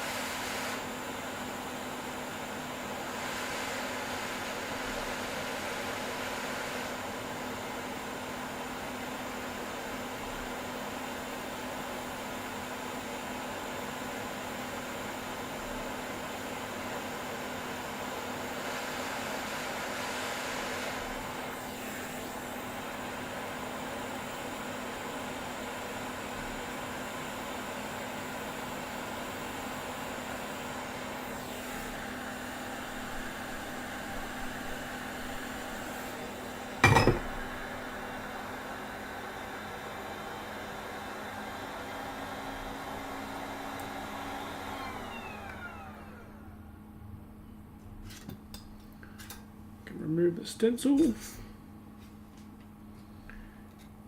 and the chips.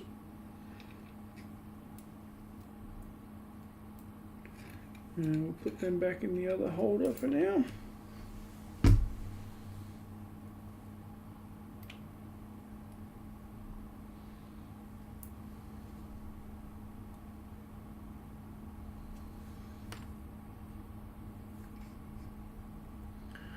We don't want to hold anything too tight because we don't want to damage anything. As you heat the chips, they can expand. So you want to make sure you're not holding them too tight.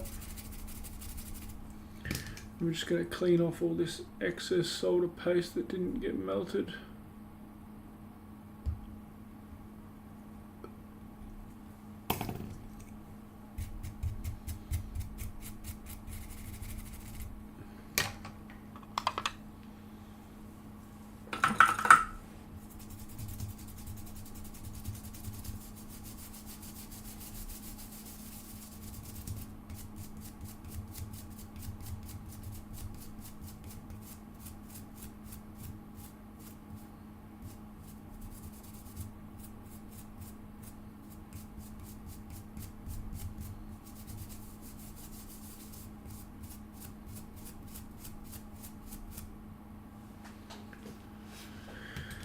Okay, now we'll come in and reflow that. So we'll add a bit of flux.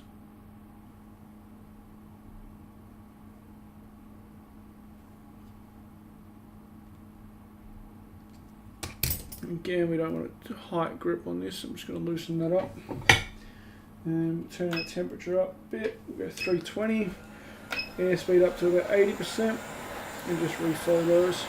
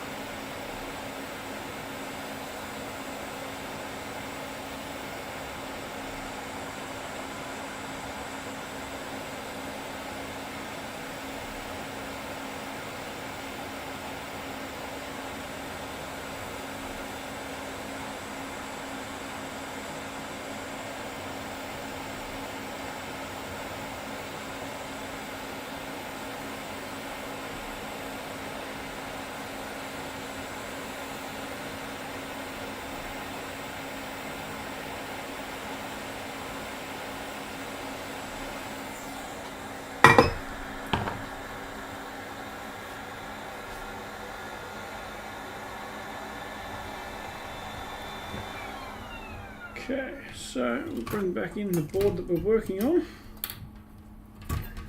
which is this one here.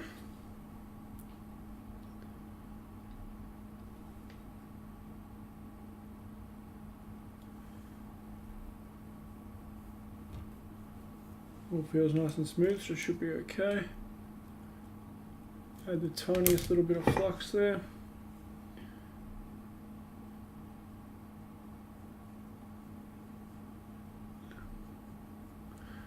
Just spread it around. There is still flux on these chips, so we don't have to have too much. And we just make sure we're going to have it facing the right way. Can't see where pin 1 is, so I might have to just clean that off.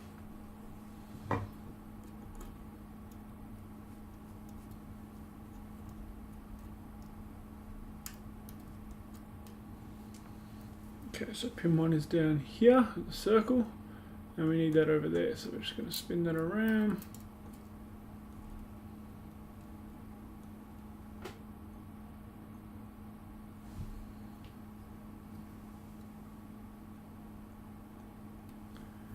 And we should be able to feel when it's in the right spot.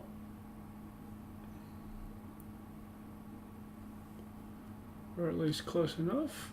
That feels pretty good. Once we start heating, we should see it bounce into place, which is fine. I'm just going to pop the nozzle off. We're going to go back up to 99% airflow, back up to 400 degrees, and slowly flow that into place.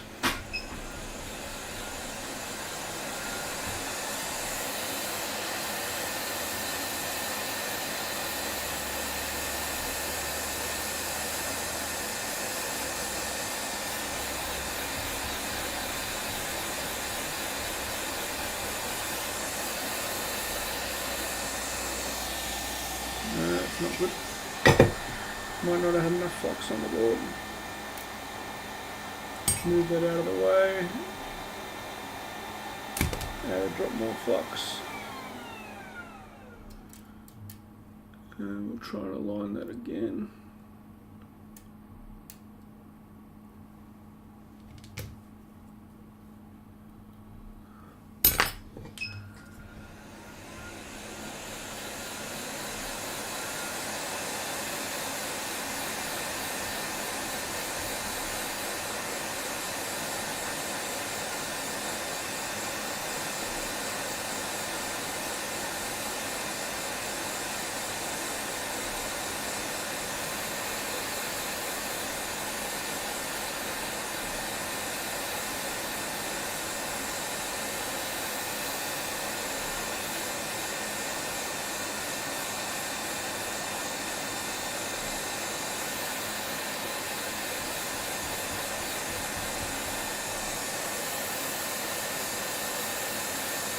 Let me know in the chat if you think this is going to work.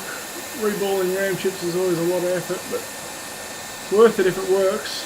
But I'm not sure if it will, to be honest. This is a very intermittent, weird fault code to have, so it doesn't give us a lot to look at and aim for. But yeah, let us know in the chat if you think this is going to work.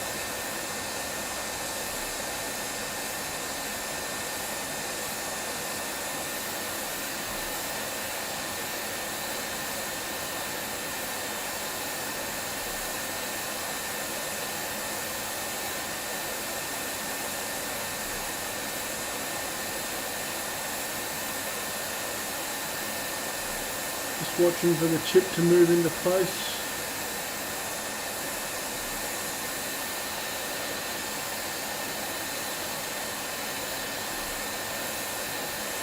Shouldn't take too much longer.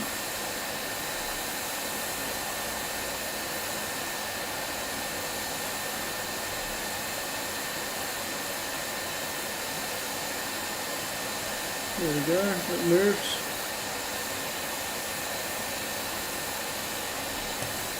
Heat for a few more seconds just to make sure all balls are in contact.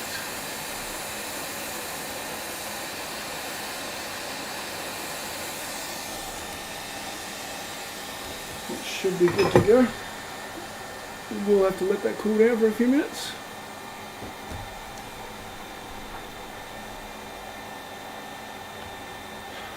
Welcome in, everyone. While I let that cool down, just want to say hello to everyone that's in the chat. And if you're not following already, please drop a follow on YouTube. Like, subscribe, share my videos around, please. Helps, it really does. So I'm going to give this all a bit of a clean. Just move the scope out of the way. And we'll give this a clean, some isopropyl, and a really, really soft brush.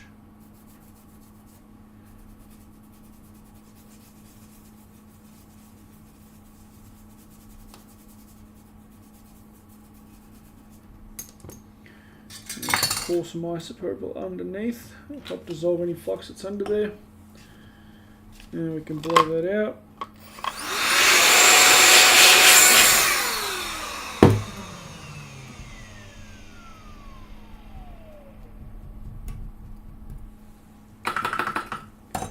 And just dab away any excess flux.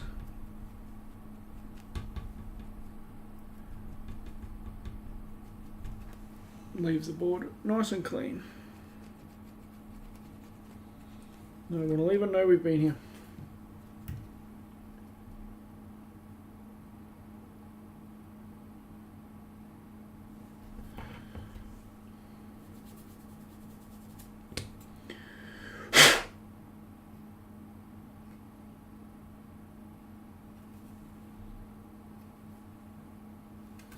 Just with the naked eye, that doesn't look great actually. Just gonna have a quick look at that under the scope.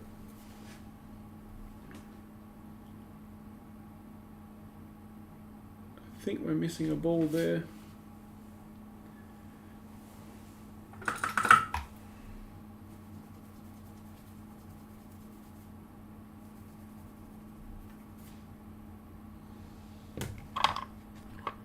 A bit hard to tell.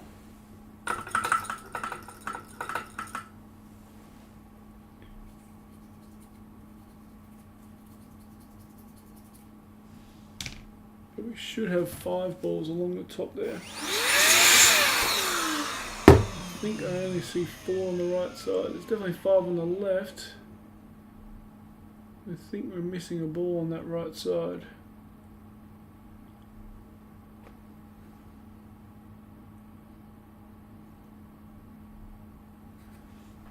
So we may have to redo that. No, you couldn't see that under the scope. Change to a scope.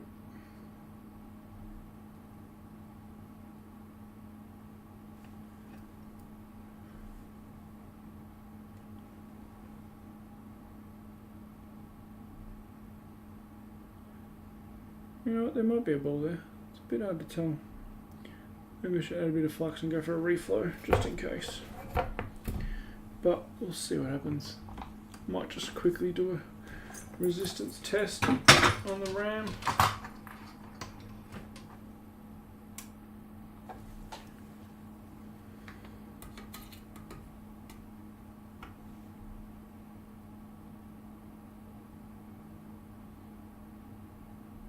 And reading around the 40 ohm. That's pretty normal. So no major shorts. Let's give it a go.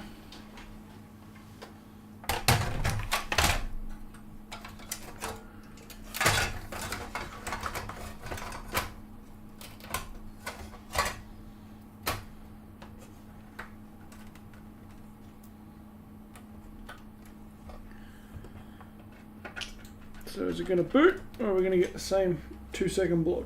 Let's see what happens.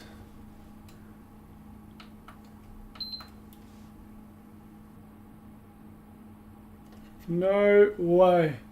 It's still on. No way. Let's see if it goes to a white light. Oh my god, we've got a white light. No way. Please, W's in the chat.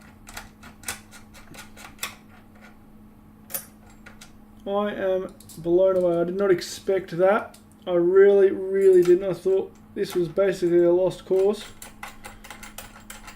Just going to get this clamp back on, even though the liquid metal is in a pretty sorry state anyway, but I just want to see if we get a display on the TV. So let me just flick over to the face cam, turn the TV on. Should be able to see that.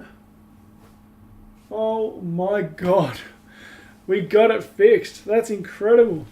So there you go, 1F12 appears to be RAM fault 1. So we'll have to update the my error spreadsheet and update that. Hey JFix, welcome in, man. Yeah, first live stream, and so far we've failed to fix a ROG Ally, but just successfully fixed the 80801F12 error on a PS5 Slim, which is pretty incredible. We just swapped out RAM chip 1, and it seems to have fixed that. I need to sync up a controller, but unfortunately I was encouraged to cut up my USB-C cable earlier. So we will have to go with the USB-A in the back here.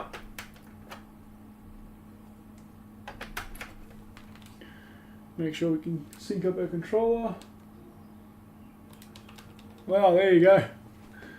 I'm shocked as really. So many people say the 1F12 is always rip pads under the APU or cracked internal traces, or there's not a lot of people that have been able to fix the 1F12. I actually looked at this about a week and a half ago, and had the 1F12 error, and I put in the Discords and asked about it, and the consensus wasn't good. And then the very next day, Dakota uploaded a video having the same fault, and his was RAM chip 1, but he had visible liquid damage, so his was sort of, he had no option other than RAM slot 1, but we've just changed RAM slot 1 and it works, so pretty blown away with that. So I'm going to have to redo the liquid metal and get this one all back together, and then this will be a sale, so this will have to go into the profit or loss spreadsheet. So you want to have a look at that on the live stream? Should we have a look at the profit or loss spreadsheet? A little bit of a spoiler alert though, because I don't think the videos posted are up to date, so a little bit of a spoiler by showing it on the live, but let's do it anyway. Let me open my spreadsheet here.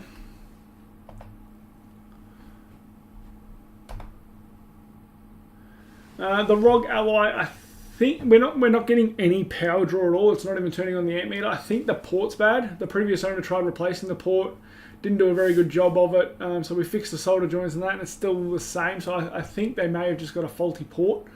So I'm going to order a new port and go from there. Once I get the new port replaced, then we can look further into it. But I tried making a breakout cable, a USB-C cable, and I'm not getting continuity through the port. So either the port itself's bad or my breakout cable just isn't good. So doesn't work on battery. Not sure at this stage. Didn't even get that far. Didn't even check. I will at some stage manually charge the battery and try that. But the battery's dead at the moment, and yeah, so I will try that. I'll try and manually charge it and see if I can get it to at least turn on. Make sure there's no other issues with it before we dive into the charging circuit and before I do order a port. But yeah, let's get this PS5 back together and then we can have a look at the spreadsheet.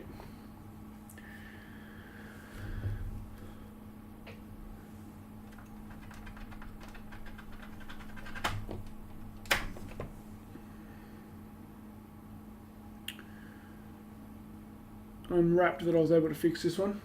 I actually bought this one from eBay and it was sold as a no power. So when it was a beep on beep off, I was shattered and was going to just send it back, but I ordered it during the relocate when I moved house, so it was past the 30 days by the time I actually got around to having a look at it.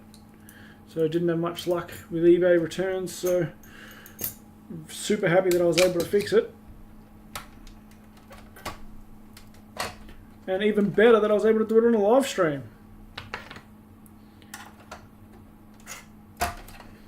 So now people know that I'm not always just getting lucky.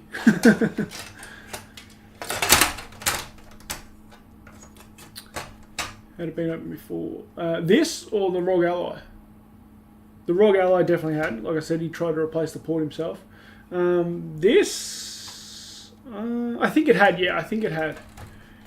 I'm pretty sure it had, and UART had been done. I'll have to go back and re-watch the video to be sure, but I'm pretty sure it had been opened and UART done. Yeah, PS5. Yeah, I'm pretty sure it had. And it had already had UART done, which was why I was going to do the return, because it was clearly advertised as no power. And when I messaged the seller, he said, it mentioned that there may be other faults and blah, blah, blah. And it's like, well, it wasn't even other faults. It didn't have the fault that you said it had in the first place. It was clearly not a no power. But anyway, it worked out in the end. I was able to fix it. I'm going to make a profit. So joke's on them, I suppose. Oh, just having a look at that. Should we swap out this HDMI port? I really don't like that style of port.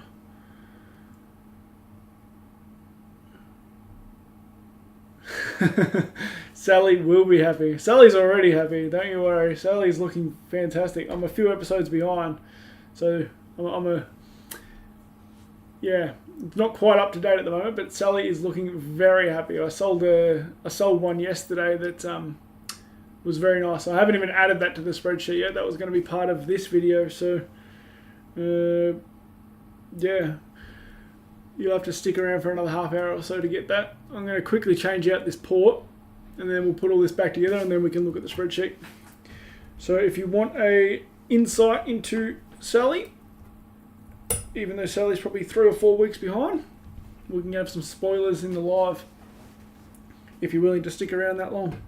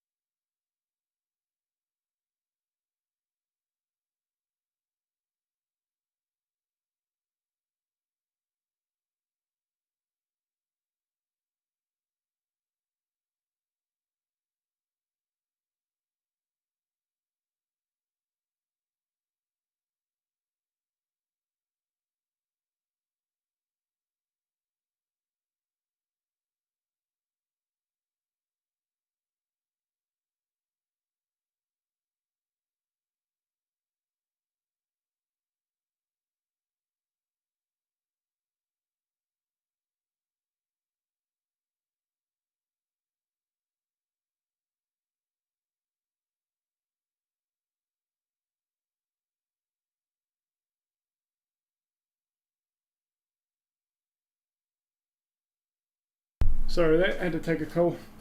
So we're back. So we've taken that port off. We've tinned a new one. So I'm just going to get that put on now. I didn't like that old port, just didn't like the look of it. So we're getting it swapped out. Then we can worry about the liquid metal and get it all back together.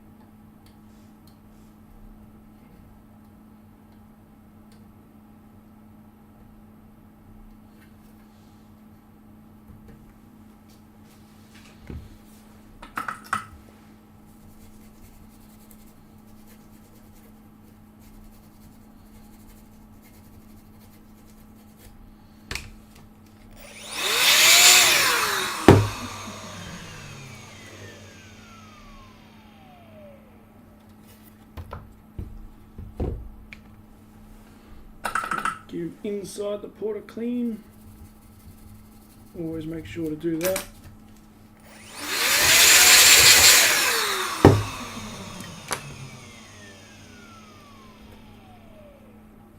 Let's have a look in there. Beautiful. Okay, let's sort out this liquid metal. I really need to do an AliExpress haul. I need a new fiberglass pen.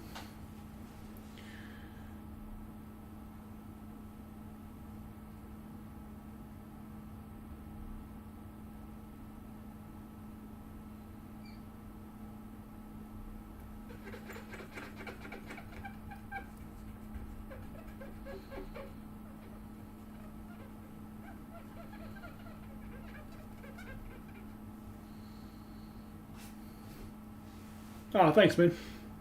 Done that many of them. It's crazy how common they are.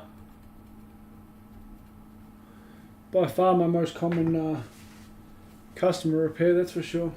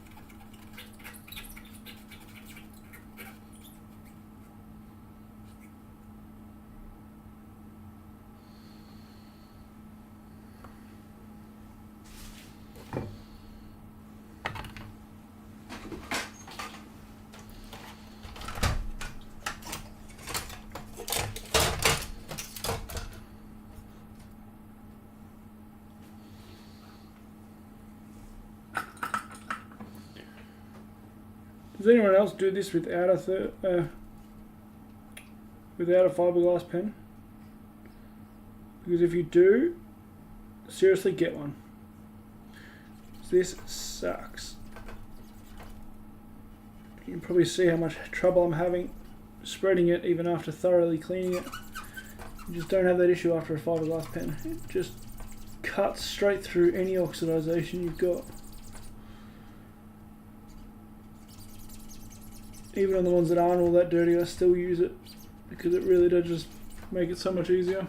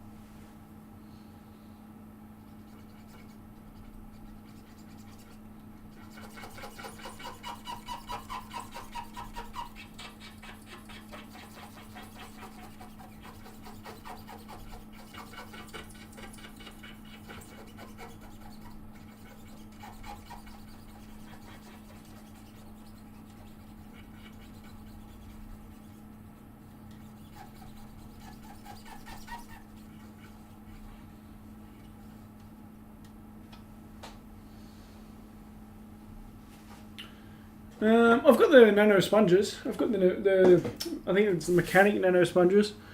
They do work pretty well, but not as well as the fiberglass pen does.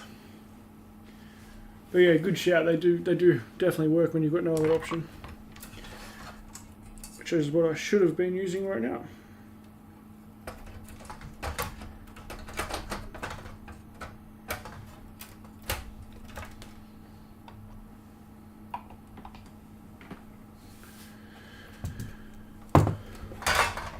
Alrighty.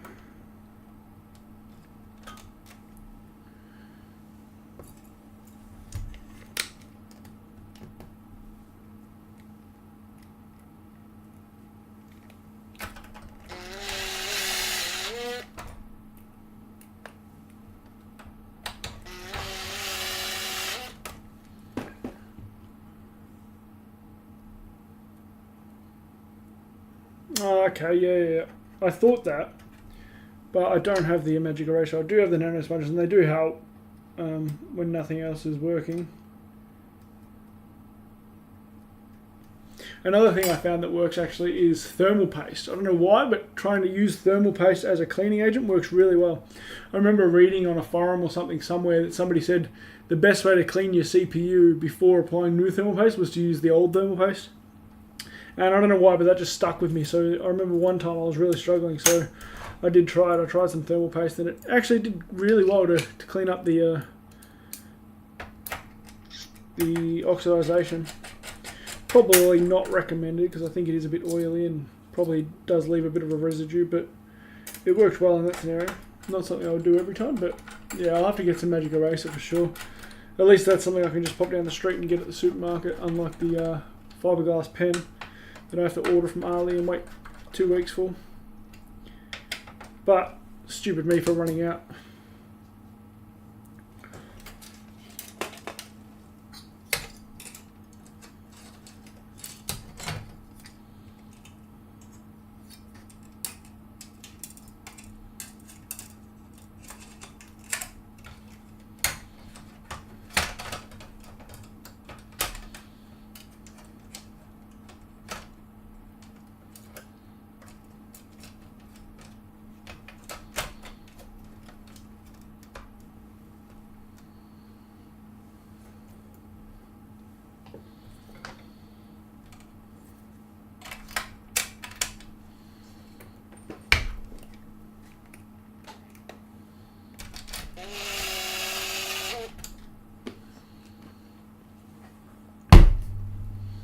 Okay, that's pretty much taken care of. We just need to screw it all back together now. But let's have a look at our spreadsheet. So you get a glimpse of where we're sitting at the moment and what's to come as well. Alright, let's have a look, shall we? So I think the latest video that I posted was the 3070, which I think that went live yesterday. So if we look at this, this Series X video hasn't gone live yet, but I only paid $80 for that, which is insane. And it has already sold for $500. So that is a very nice profit and makes up for this Series X up here that we lost money on, which is good because most of the parts that I used to fix this bottom one here came from that console. So that was really nice that we could turn a profit on that. And whoops, we want to go below. Insert rows below. There we go. So we'll add in here this PS5 Slim. I paid 150. No, sorry, this one was from eBay. This one was. Ooh, I'm gonna have to check the listing. I think it was about 250, 240, something like that. Let me quickly check the listing.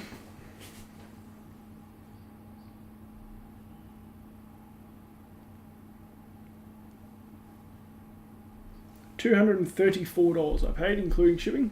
It's $233.99. Parts cost us $0. All we needed was a RAM stick that come off our donor board, and we should be able to clear a nice profit on that one too. So there you go. That's where our profit or loss is currently sitting. I think we should be able to sell this one for around the 500 mark, maybe even 550. It is a Slim.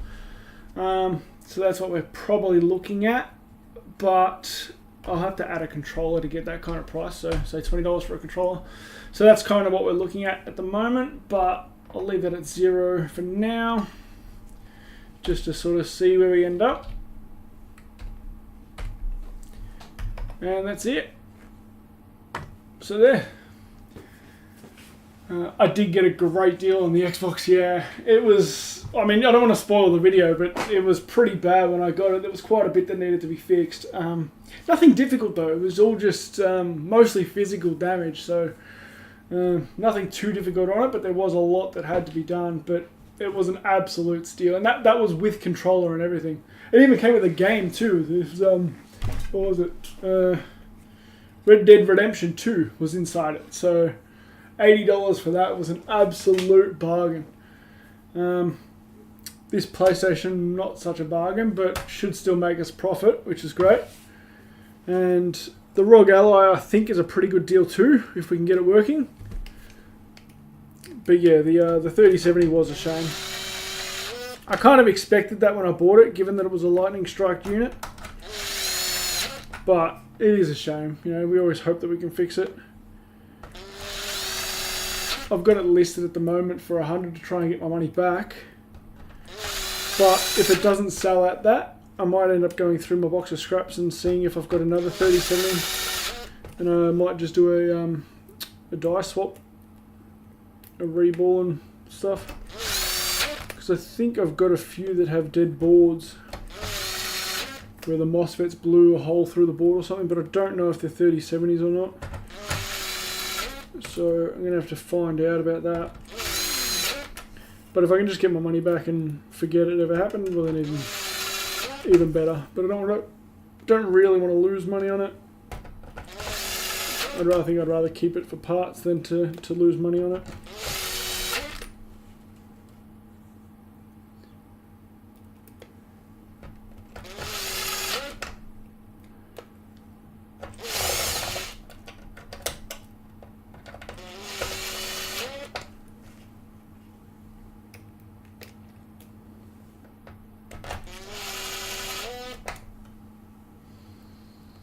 But yeah, the 1.8 is often the core. There's a lot of people that, you know, it's the first thing they check is the 1.8, and then they usually just, I've seen a fair few. I think Northridge Fix is probably one where if he has a short on the 1.8, instantly writes it off as the core. And he's probably more than often right, so definitely was in our case.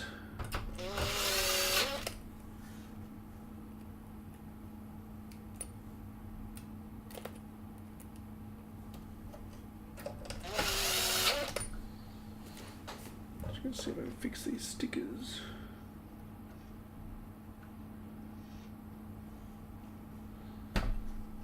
Straighten them up a bit.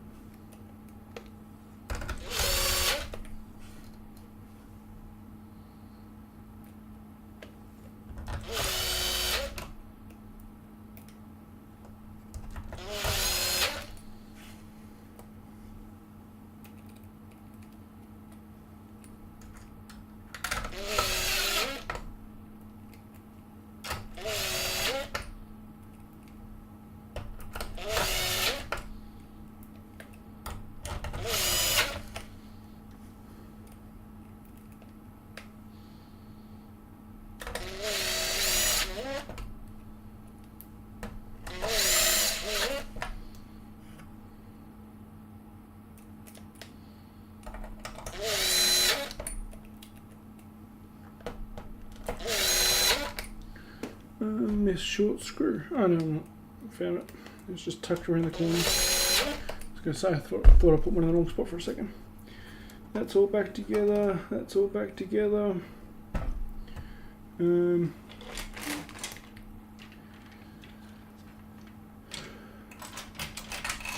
that back together.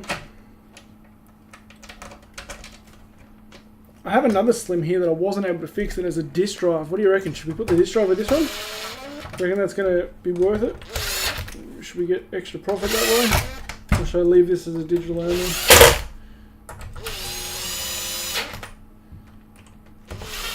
Good thing about the slims is you can just swap disk drives around.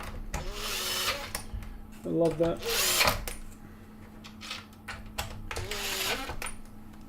I think I might take the disk drive off the other one. Just going to replace that warranty sticker as well.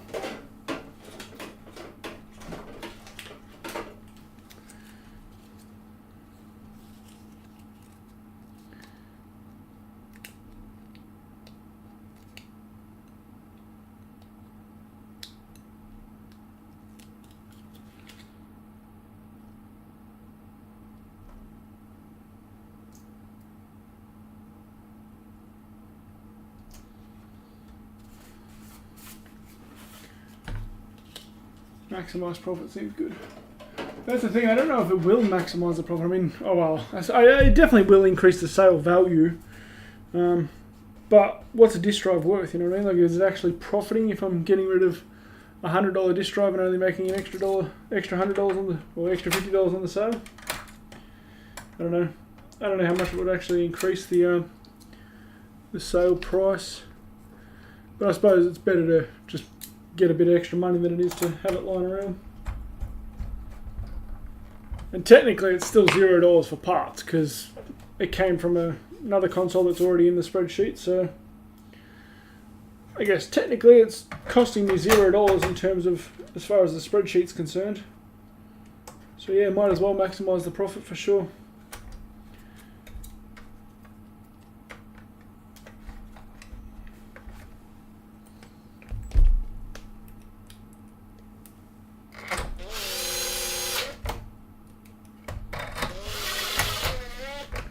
The other thing with this one is it didn't come with any covers.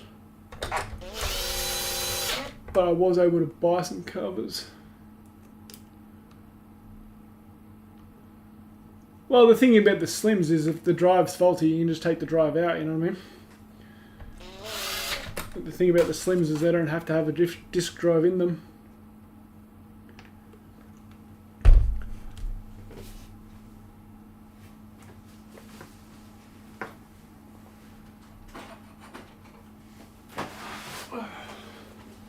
That was this one here that I wasn't able to fix.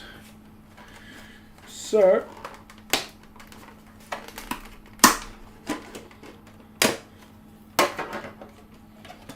I'm going to pop that drive in here.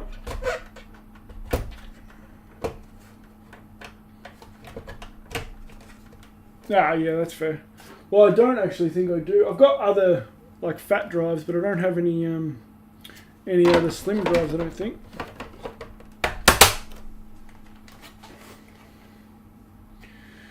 Well, there you go. We've got the disk drive and the disk drive cover. Didn't come with any other covers, but I do have some. I managed to pick some up for, I think I paid $30 for the whole set. So I'll have to add that into the cost as well. Just get rid of some of the dog hair.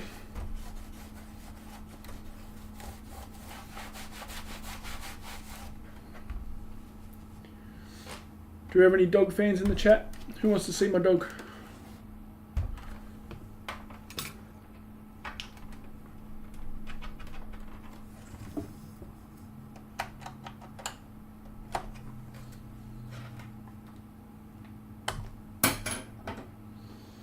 Turning that TV back on. And we'll confirm this is all working again. And get the disk drive synced up as well. Just going to sync up the controller. Actually, I shouldn't have to, I already did.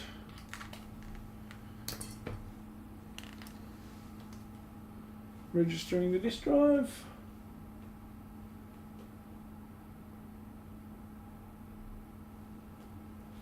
I don't know if it'll work or not because I'm not connected to the Wi-Fi. Do you need to be connected to the Wi-Fi to register a disk drive?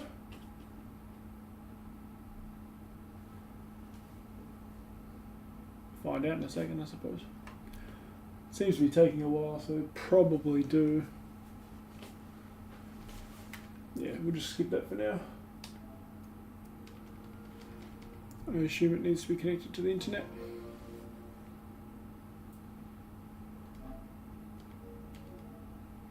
Both got passwords. We'll just add a new user.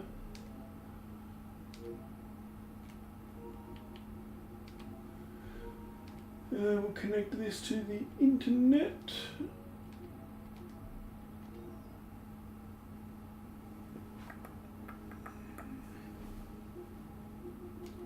Console internet. Password is handy dandy.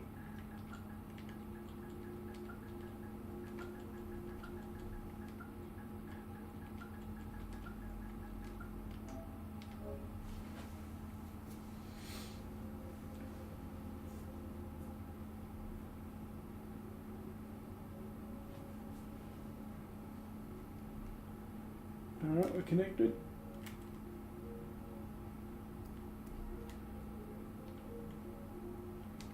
So now we'll restart it and see if we can connect the disk drive this time.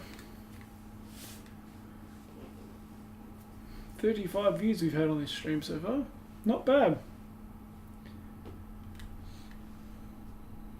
Hey, that's fine. As far as I'm concerned, it is free. It's a guest network anyway.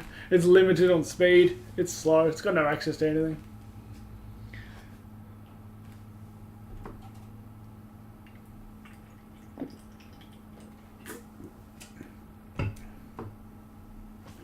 Yeah, the people who know who I live are my customers anyway. And if my customers want free internet, that's fine. I'll just charge them extra for the HDMI port.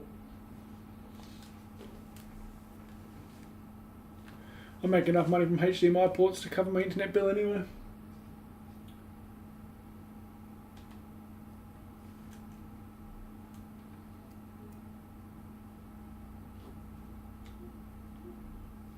It needs to do an update.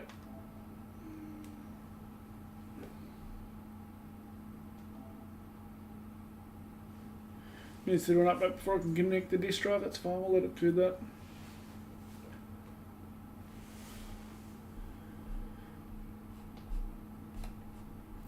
Any other streamers in here? What's chat rate mean? Does anyone know what that means?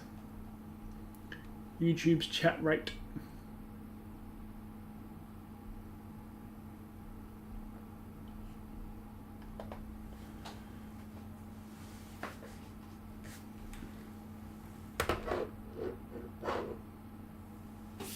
We'll be back in a few seconds. I'm just going to go grab the other covers that I have for this slim.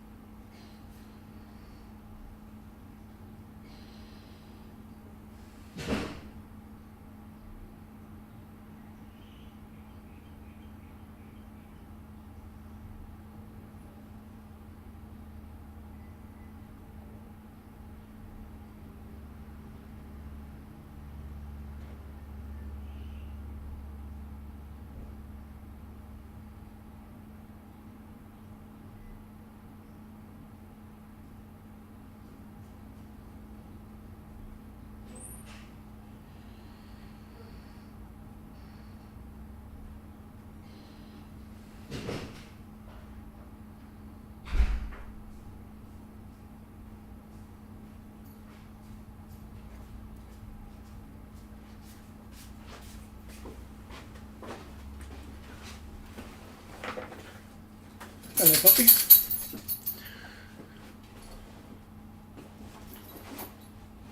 Messages per minute. Oh, that makes sense. Yeah, okay. How's this update going? Still going. Oi, come here. Oh, come here. Don't want to be on camera,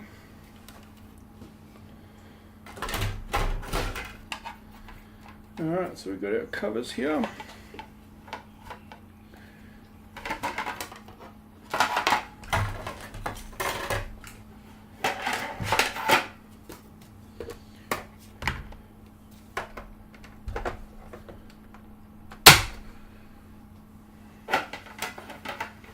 This drive is connected.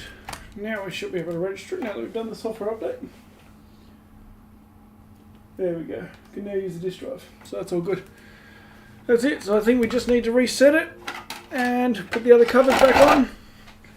And we should be able to make a nice healthy profit on this one. So I'm going to end the stream there. I want to say thanks for everyone who come along and joined in, especially joined into the conversation. Appreciate that a lot. And hopefully there will be more in the future. So good night, good afternoon, good evening, whatever it is for you, and we will see you in the next stream. Thanks.